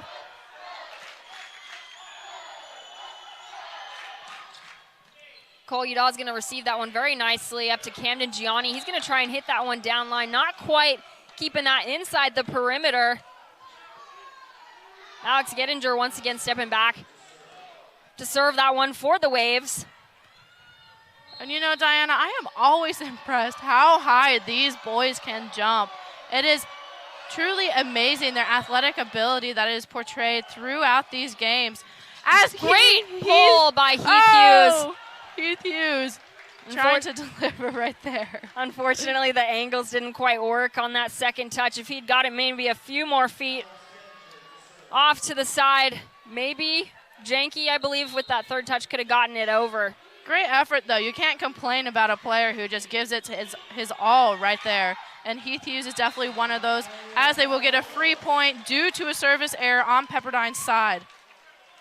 Kyle Thompson stepping back into the game. He's yet to have a service ace.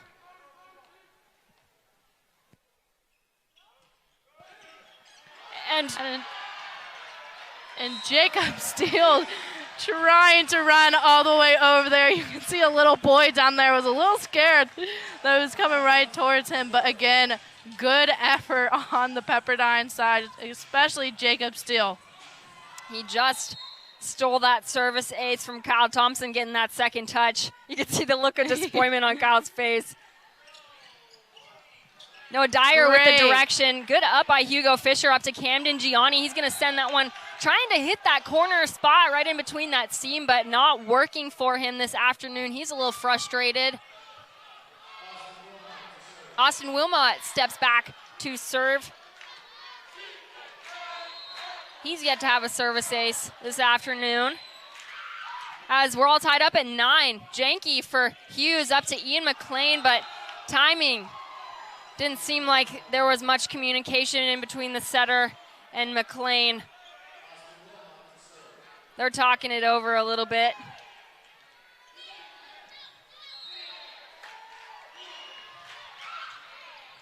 Janke to Cole. He's going to pick up that second one to Camden. He got a touch off the block for the Waves as Steele takes that hit. Up to Camden Gianni. It's blocked. Cole Udall all over the place. We love seeing that. Good spot by Ian McLean. Steele and Janke off the face. And Gianni ends that rally. What a rally it was, Marley. As we're knotted up at 10. Those boys, man, what an effort they put in right there. I don't know if I could keep going if they slammed one of those balls right on my face, Diana. I have to say, great job by those boys putting all their effort in. Noah Dyer, but easy work by Enriquez. Camden Gianni hits that one down, but the Waves just couldn't quite pick it up. And the energy is getting loud here in the GCU arena.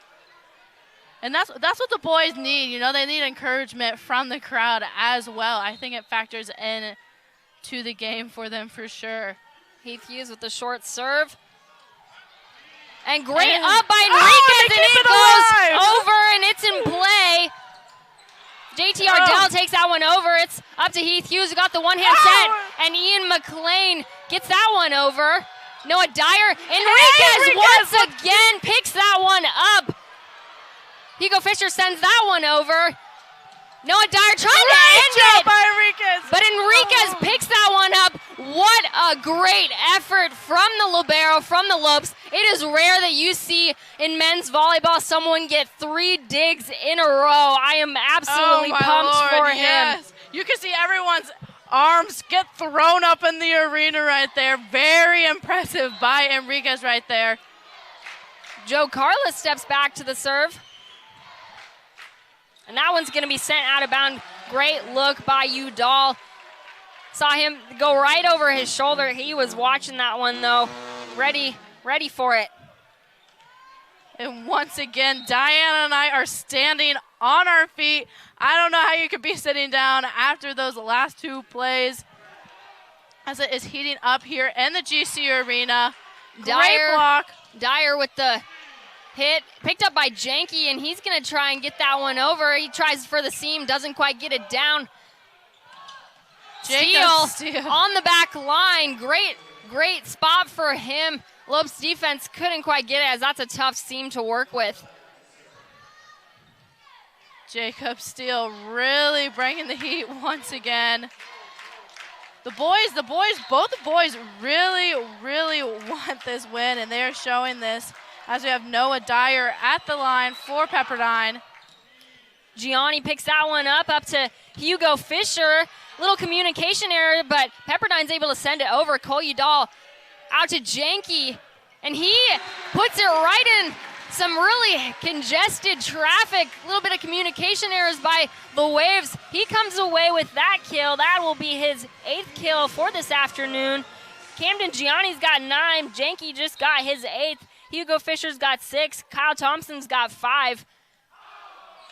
Ian McLean frustrated. He sent that one out of bounds. And we're all knotted up at 13. Hey, Diana, I think we're going to have to get a little comfortable for this game. It might be a longer game than we think. And you know, it's only almost halfway, and we're already on our feet.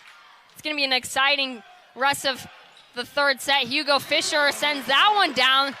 Very hard direction. Stumps the Pepperdine Waves.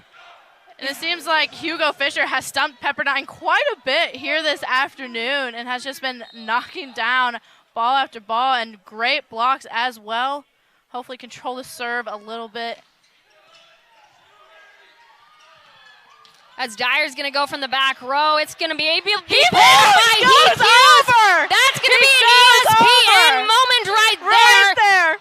Oh, and Pepperdine hits that one outside the perimeter. And they're going to call a touch off that one. Unfortunately, the point goes to the Waves. Oh, my Lord. We need instant replay. Heath Hughes dove over.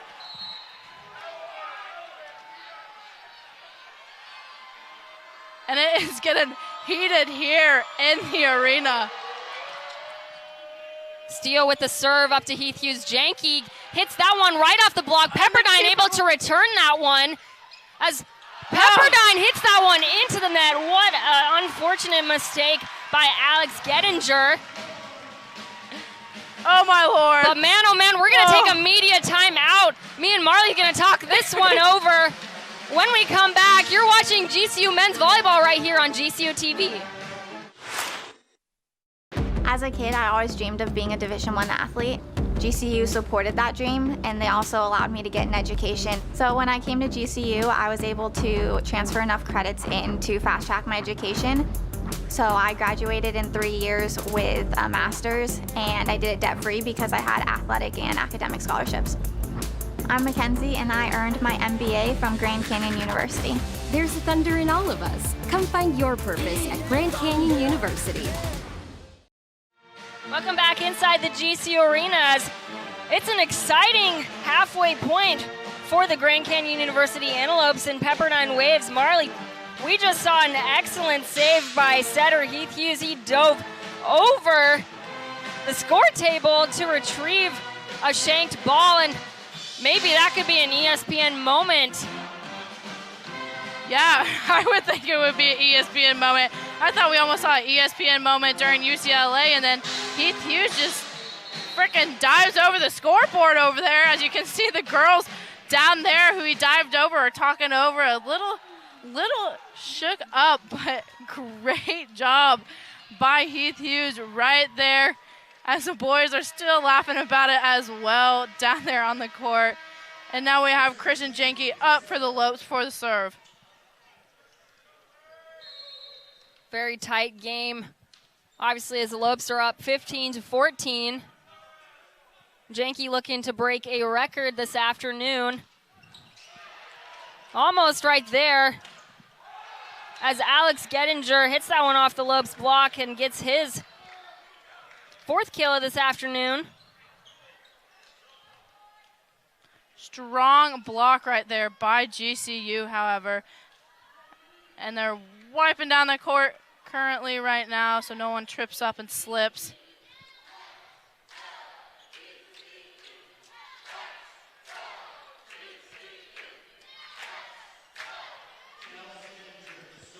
Alex Gettinger once again back to that service line. All knotted up at 15.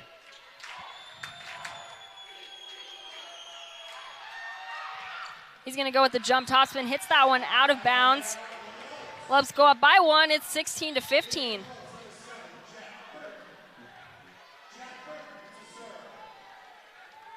And we got Jack Burton for the Lopes. Again, like we said, one of our captains, senior this year to serve. As it is always fun to watch him when he does come out for the Lopes. He's going to have a service error for the Lopes. That's going to be their 11th this afternoon. And check back out. Cole Udall steps into the game. Another one of those silent heroes for the Lopes.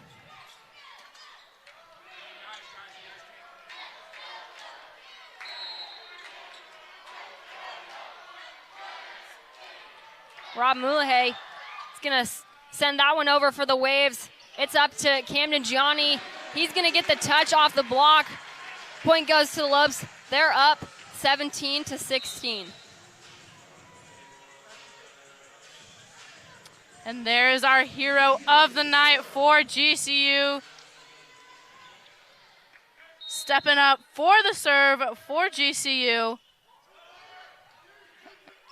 Pepperdine takes the easy pass, and Heath Hughes is going to take the second ball. He's going to send it outside to Camden Gianni. He's going to keep that one in the court. Pepperdine sends an easy ball over. Enriquez takes it. Up to back row, Janke. Great up by Janke once again, out to Camden. And that one's going to go out of bounds. Great look from Camden Gianni.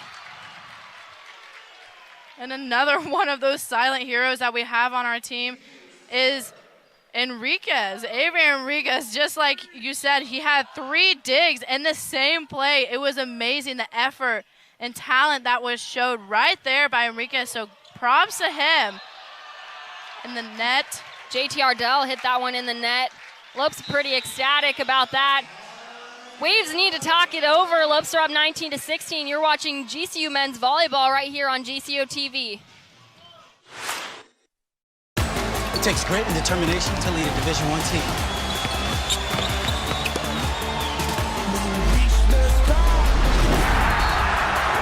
But for some of us, it just comes naturally. Welcome back inside the GCU arena as it's an exciting third set. We got Pepperdine with 1 set, and we got the Lopes with 1 set. We could possibly see a fifth set game here this afternoon. That's right, Diana. And some key players for Pepperdine has been Jacob Steele. You have been hearing his name over and over and over. He has 5 digs and 9 kills. Noah Dyer, who is another person who steps up for the line, to the line for them, has 6 kills and 5 digs as well with 18 total attack attempts. And then JT Ardell delivering for Pepperdine as well for Grand Canyon University.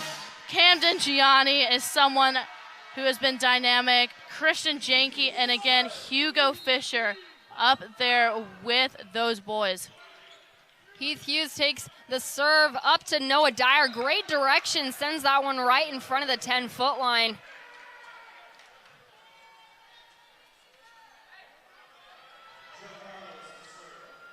Joe Carlos steps back to the service line.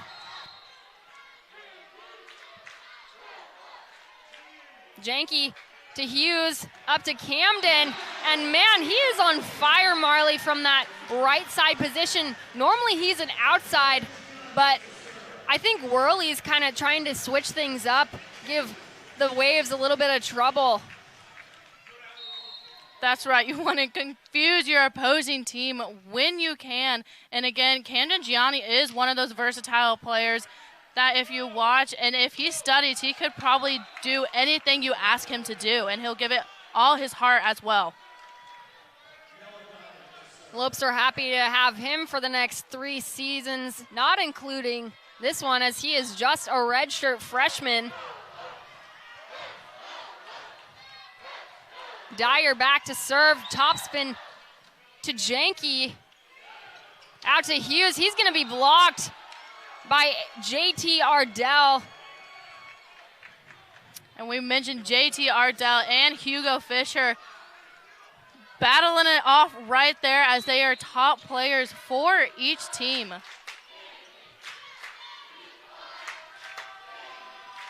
Pepperdine coming increasingly closer to Lopes' score of 20, and great direction by Janke. He sends that one down the line, and we've been talking about that hard tip direction. It's really been working for him. Lopes are up 21-19. Yeah, all those tips that they've been doing have been working out pretty well for GCU, and they're fun to watch as well, as we got Tanner serving for the Lopes. Great spot by him, but that's going to fall. Alex Gettinger is going to come away with his 5th kill of this afternoon.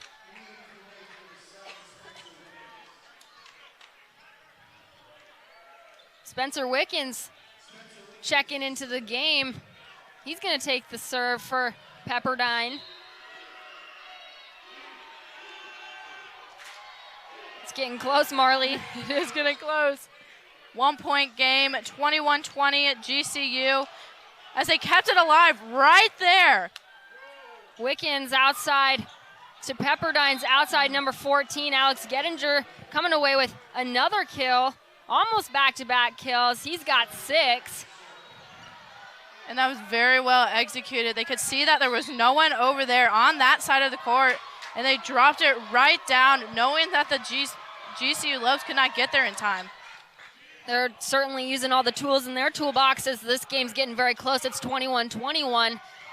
Jacob Steele blocked by Janke Thompson and Hugo Fisher. I think Hugo Fisher got a little bit of action there on that block. Great block by GCU. As we looked at the stats, blocks was something that they needed to work on and become stronger at to compete against this Pepperdine team, and they're definitely demonstrating that in this 3rd set, as that point will go to Pepperdine, and we are tied 22-22, Diana. I'm stressed out.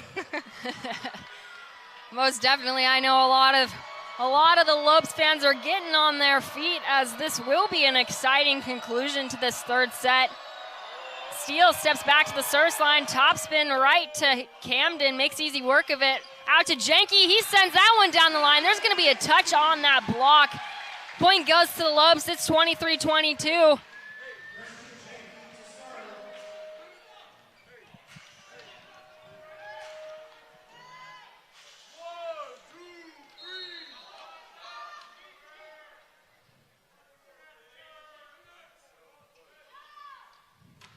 Janke sends that one out of bounds. Not what we want to see in this close to the conclusion of the set. Again, the Lopes need to come together as a team, as we will take a timeout here on the game. We will be right back with men's volleyball here on GCU TV. It's the 20th anniversary of Operation Santa Claus. We've been feeding families and making kids happy for 20 years. 2020 has been tough for everyone. More kids, more families need your help this year. In celebration of 20 years, please donate $20 or bring donations to Sanderson Ford, Sanderson Lincoln, or the UPS store nearest you, and you might just win a new F-150 truck or a Lincoln Corsair. Donations benefit local charities only. For more info, go to givetotheclaus.com. You can feel the intensity in the arena right now against both teams, as we are tied 23-23 in the 3rd set. Gettinger to Janke. Out to Gianni. He's picked up by the libero for Pepperdine. Back row attack. Heath Hughes sets it up out to Cole Udall, and Gianni once again hits it out of bounds. That's his move here today. He knows when those Pepperdine hands are all wacky, and he's just using them. It's just bouncing back right out of bounds. Kyle Thompson's going to step back to the service line. It's 24-23. Yes, great observation on his behalf, and using that to his advantage as everyone is getting to their feet for match point. He puts that one in the court. And number 20, Austin Wilmot, hits that one out of bounds. That's the end of this third set. An exciting third set at that, Marley. Very exciting. I actually have goosebumps right now, Diana, from this as we are going into the fourth set. Very nicely done by GCU to finally come together and work on their communication, figure out what Pepperdine lacks in, and take advantage of that. We got star players coming out here. We have ESPN plays coming out here. So make sure you stay tuned as we approach this fourth set. An exciting fourth set it will be, as both teams quite talented. We talk about rankings. Lopes are ranked number 13 to Pepperdine's number 6. I believe they're tied for 6th. And we're going to go ahead and send you guys to a commercial break. You're watching GCU men's volleyball versus Pepperdine right here on GCU TV. Each of us has a purpose. We are destined to do something meaningful, not only to support our loved ones, but to positively impact our communities throughout the country. What do you think a private Christian education looks like? Grand Canyon University graduates 25,000 students yearly and offers more than 225 high-quality programs across 9 colleges. Find your purpose at GCU. Visit gcu.edu. As everyone is standing to their feet for the fourth set, and the energy is high in here, Diana. Oh, my Lord. I love it. It certainly energizes me, makes me excited for the guys as they're having a very good season. Very, very honored to have watched their progress throughout this season. Yes, the boys are doing very well as they are 10-3 right now. Pepperdine at 6-3. Again, Pepperdine ranked number 6, GCU ranked number 13. As the Lopes will start off with the ball. We got Camden Gianni back there to start off, but we cannot find a ball for Camden Gianni. And it looks like someone got one right there for him. Again, going into the fourth set. And we will see if the Lopes can deliver again here at home and change history once again.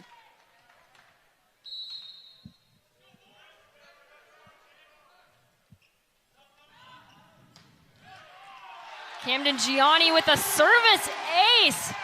Second one for this game. He's on fire on that service line. And Camden Gianni might be up there with Christian Janke on breaking the school record for aces. The team did great on aces last game. They were just on fire with that. As he serves that one into the net. Pepperdine coming away with the point. We're tied up at 1 early in this fourth set.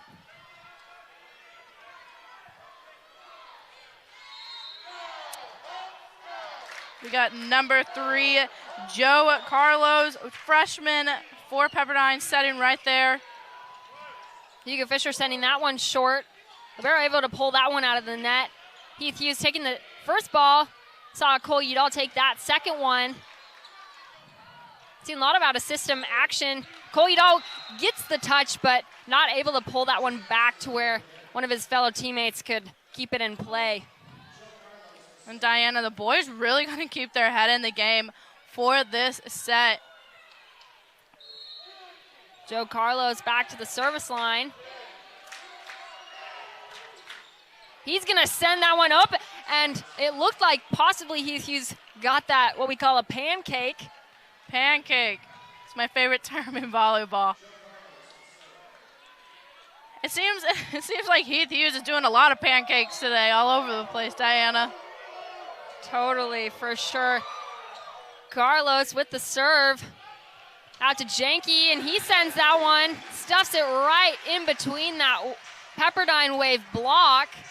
Ian McLean back to the service line, and Marley talking about terms in volleyball. One of my favorites is a waffle, and that's when someone plays it with their foot. It's always fun to watch. Kind of freaks me out a little bit because I don't know Didn't know if that was allowed. I has to keep it alive right there. Very nicely done. Great job by Janke, but Hugo, and it will be turned. And there is a touch. Hugo Fisher comes away with his 8th kill. Great job. Great look by the refs, too. I didn't see that one. Ian McLean sends that floater, tries to hit the corner. Pepperdine goes up 4-3.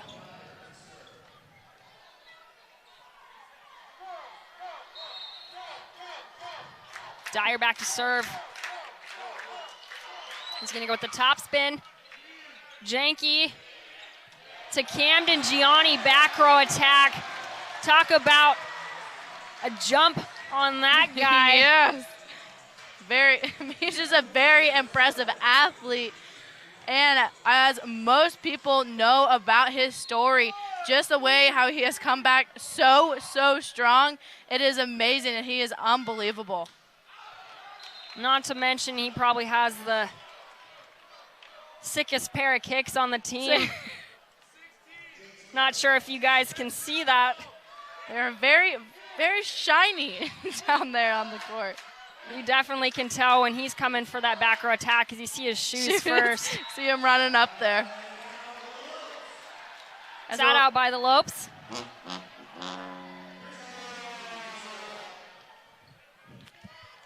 And we got Christian Janke in the back to serve for GCU. Lopes up in the air everywhere. Still waiting for him to break that school record. He sends that one over. I feel like we keep mentioning it, and it's not going to happen, Diana. That's usually how it goes with broadcasting. You say something, and the other thing happens. Unfortunately, that may be stop. true. Maybe we'll stop with that, and we'll see an ace out of him.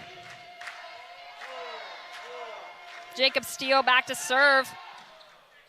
Janke takes the reception on that one out to Camden Gianni. He puts that on the back line. Great spot from him. He's up to 15 kills, almost matching his 17 kills he had in that UCLA game on Friday night.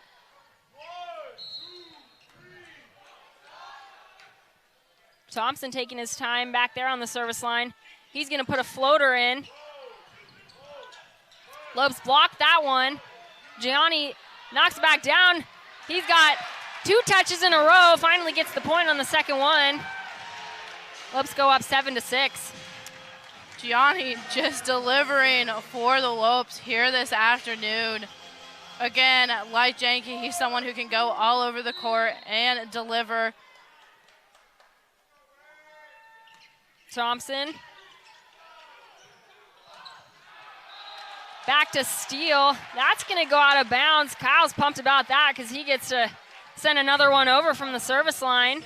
And very good job on Kyle Thompson's part right there of not touching the ball and reading that it was going to go out. Again, we talked how Matt Worley said that he wasn't the most improved player. And Pepperdine saves it right there and gets the point. Cole Udall checks in. Alex Gettinger, I believe, stepping back to take the serve for the Waves.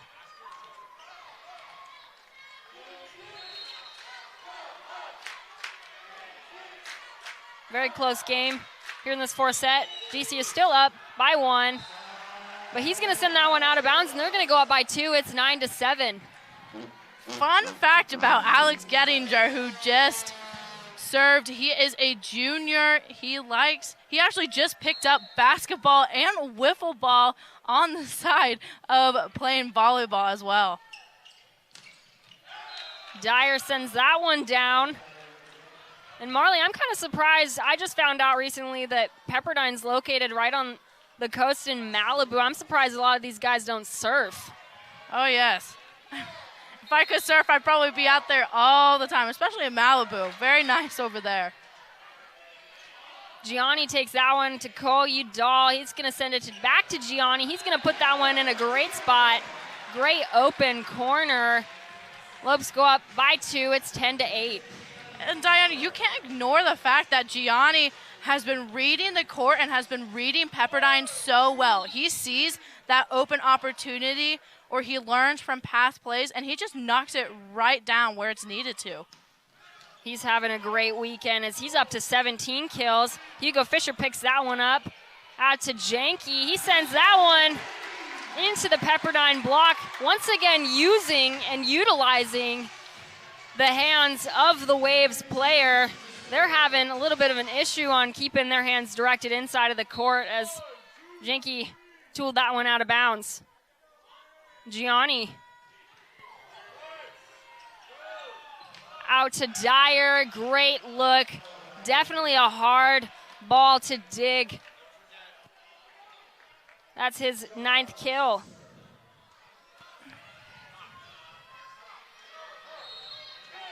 Joe Carlos.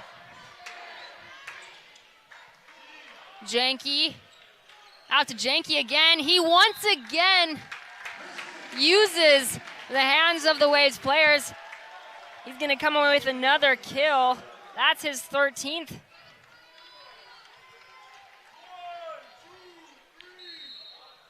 And I know we said Camden Gianni has been on fire, but Christian Janke he's a little fireball out there, Diana. And again, when he gets going, and the whole team gets going, just like you saw right there as the Lopes obtained that next point, making it 13-9. Great block by Hugo Fisher. Solo block at that.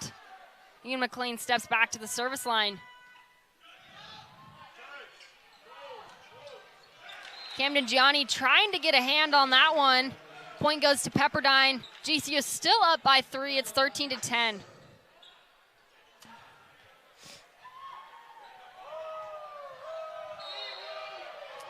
Looks like this is going to be another long and very close set right here, Diana.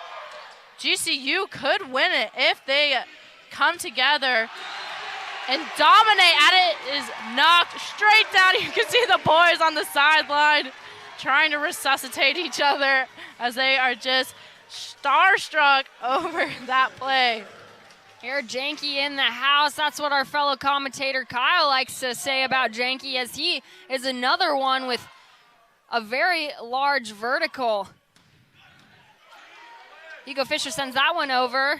Gettinger up by Enriquez. Great dig. Janke sends it to that difficult cross-court shot. He comes away with his 15th kill. And timeout is going to be called. It's a media timeout. We're going to send you guys to commercial break. You're watching GCU men's volleyball versus Pepperdine right here on GCU TV.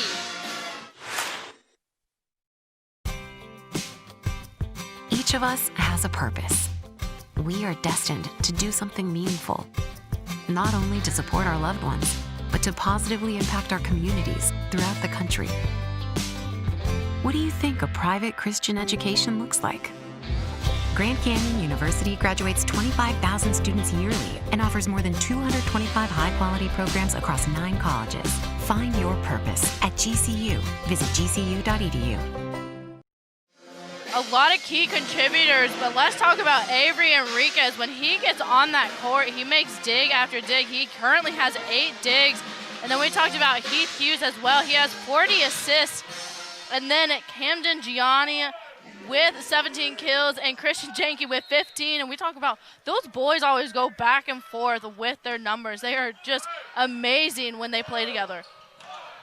Enriquez sticking a chicken wing out there. He knew what he did wrong. You can see him shaking his head as fellow libero Cole Udall checks in for him. Love to see some even playing time between the two, as I believe both of them are very exceptional liberos. And we talked about Avery's character and humor right there, and you could tell right there when he put his hands over his face when he messed up for the Lopes. It just shows how funny he is and how to remember that it's just a sport and that it is very fun. And Kyle Thompson gets a whole piece of that pie right there. I believe some of the other guys got a little piece of that too. Heath Hughes, Christian Janke, great triple block. You can see Libero Avery Enriquez back in the game, throwing some comments to Kyle, maybe telling him where to hit the ball next. Yes. Very, very pumped up down there on the GCU side, as they should be. Janke sends that one wide. Pepperdine goes up by 1 point. They got 12 to the Lopes 16. Once again, Cole is back in for Avery. And like you said, it is very nice to get the even playing time for both of them. I'm sure that they both appreciate it, as well as you want to be a part of big games like this that are against such big teams and make history and be part of that. Absolutely, as Lopes continue to make history. Today they're just focusing on trying to beat that 3-game losing streak, as fourth could be the charm. Kyle Thompson hitting error right there. Austin Wilmot back to serve. 3-point differential at 16-13. And this season, Austin Wilmot has 78 kills, 138 total attacks, 11 digs, and 102 points. So he's been doing very well this season for Pepperdine. Gettinger blocked by Kyle Thompson. Hugo Fisher picks that one up. Out to Camden Gianni. It's dug by number 9, the libero, Diego Perez. Haven't really said much about him, but he's had very big contribution to the Waves. Yeah, that's right. He has had a huge contribution as well, and you mentioned the digs. He actually has 76 digs this season, so very impressive on his behalf, and he showed right there where he shines, obviously in digs, adding it to the number of the 76. Blocked by Ian McLean and Heath Hughes. They're pumped over that one. That's exactly what Ian McLean needs. As you can tell, we've seen him get in his head a little bit during this matchup against Pepperdine, but... And I'm loving it right here when we looked at the stats and we talked about their blocks. Going back to the blocks again, the boys really turned that around, and they are strong, very strong on that behalf. There's going to be a touch off that one. It's hard to ignore that dig by Janke. Oh, absolutely perfect right to Heath Hughes.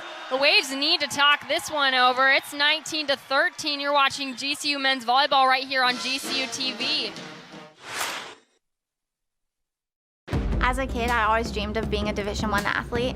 GCU supported that dream, and they also allowed me to get an education. So when I came to GCU, I was able to transfer enough credits in to fast track my education. So I graduated in 3 years with a master's, and I did it debt-free because I had athletic and academic scholarships. I'm Mackenzie, and I earned my MBA from Grand Canyon University. There's thunder in all of us. Come find your purpose at Grand Canyon University. Welcome back inside the GCU arena for this fourth set.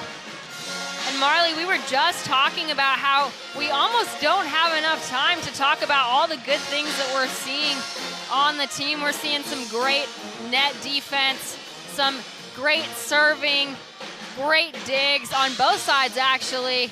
It's just truly an exciting game to be a part of. That's right, Diana. And it gets hard because both of us want to talk about stuff and we have to apologize for it later, but it's just so exciting when seeing this team go off the way that they are.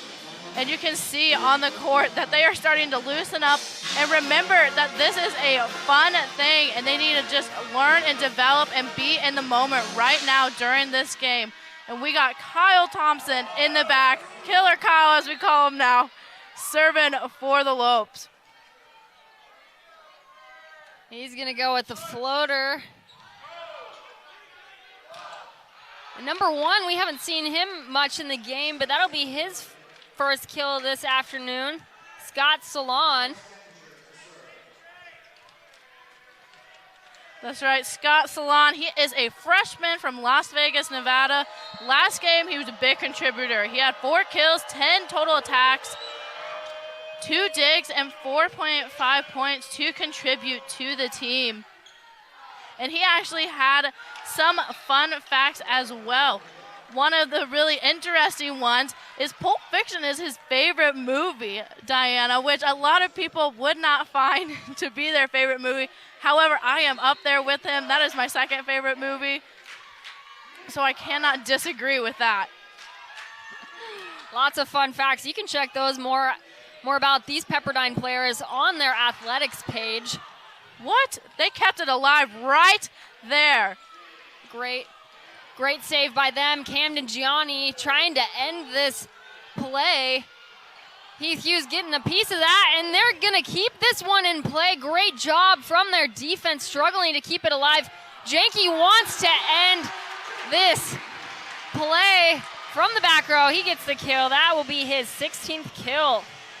Diana, I thought that the ball was dead right there, and I think everybody else did too. And we were surprised to see that ball hop back up. I wish I knew what that was to recover the ball. Unfortunately, we do not, but they were diving all over the place. Great job by both teams, and great job by Janke for shutting it down as he runs to the side. Enriquez, great job from him. He gets that dig. And almost kept in play by Gianni. Great hit from number 14, Alex Gettinger. Diane, I think this has been one of the most fun games we have watched so far. These boys are just putting everything they can, laying it out, doing pancakes all over the place. That's what we love to see. And there's Camden Gianni really showing off his athletic abilities. Throwing it down line. That's his 19th kill. Can he get to 20 before we get to 25? It's 21-16. Camden Gianni now has 19 kills in this game with 40 total attack attempts. Ian McLean and Christian Janke right there delivering for the Lopes. Great block, and Ian McLean, man, we've seen him struggle in some areas of the game, but certainly not in the blocking department. He's really a great asset to the Lopes with his blocking abilities. He's the block leader for the team. He had 29 coming into this game, and that's certainly gone up since then. But we're going to go ahead and send you guys to another commercial break. You're going to be seeing some great volleyball right after this one. You're watching men's volleyball right here on GCU TV. It's the 20th anniversary of Operation Santa Claus. We've been feeding families and making kids happy for 20 years. 2020 has been tough for everyone. More kids, more families need your help this year. In celebration of 20 years, please donate $20 or bring donations to Sanderson Ford, Sanderson Lincoln, or the UPS store nearest you, and you might just win a new F-150 truck or a Lincoln Corsair. Donations benefit local charities only. For more info, go to givetotheclaus.com. Welcome back inside the GCU Arena. And Marley seeing some great stats out of each excelling in their own department. We got the roommates Camden Gianni and Christian Janke have 19 to 16 respectively. And we talked about Ian McLean before we went to break. He's got quite a few blocks. I believe he's got 4, so that puts him at 33 as he leads the team in this season.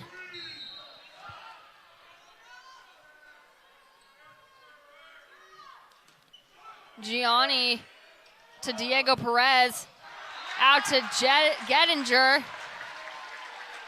He's gonna hit that one into the net. It's 23 to 16. We're 2 points away from the conclusion, the possible conclusion of this fourth set.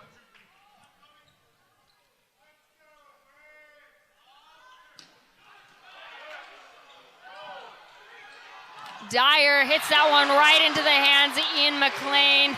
And we keep talking about his presence on this net defense. And you can see Hugo Fisher shaking his shoulders like very impressed with him. Oh my Lord, Diana, everyone is up on their feet right here as it could be match point. But Dyer stuffs that one into Heath Hughes. Still match point nonetheless. It's 24-17. Pepperdine looking a little defeated on that side as GCU is pumped up along with everyone in this arena. They got their keys out, so let's see if the boys can shut it down right here. Janke, calm, cool, and collected, takes that service reception sent over by Hugo Fisher out to Dyer. It's blocked once again by that Lopes defense out to Hugo Fisher. Once again, he sends that off the block, and the game is over. 25-17. GCU ends the streak, now beating Pepperdine not only once but twice. And they are knocking teams down left and right, especially well-ranked teams, as they took down Pepperdine, ranked at number 6. Marley, recap that wonderful game for us. Oh my Lord. As we said, GCU usually starts off pretty slow, as was shown even in the UCLA game as well. But they started picking up their energy gradually. They picked up their energy in the second set, dominating right there, as it was close, however, and it was the same thing for the third one as well, as it was really close. Pepperdine put up a really tough fight, and then right here in the fourth quarter, the boys just finding that momentum, finding that timing, and clicking on every aspect in delivering. And as we mentioned, players of the game, as the boys are pumped up down there, the GCU Golf Course player of the game is Heath Hughes. You cannot ignore him. You will know him.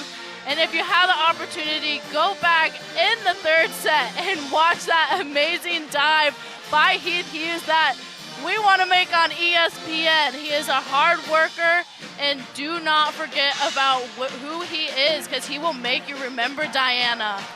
It's very impressive to me, as oftentimes I always talk about this because it's a big fact in volleyball. Oftentimes the setters and the liberos get overlooked, but Heath Hughes, man, you can't ignore the hustle he has on the court and the passion that he has for the game of volleyball. It's truly inspiring. I love to see him out, especially with that great save. Man, I'm going to be upset if that doesn't make it on ESPN. We'll send it in for him. Well, thank you so much for tuning in. The Lopes hit the road, but they'll be back at home March 6th to take on Vanguard. That'll be an exciting game for them. Tune in to GCU TV at 3:30 for an exciting match. Don't forget to follow us on Twitter, Facebook, and Instagram, and to subscribe to our YouTube channel at youtube.com/GCU. Have a great rest of your Sunday. And on behalf of Marley, go Lopes.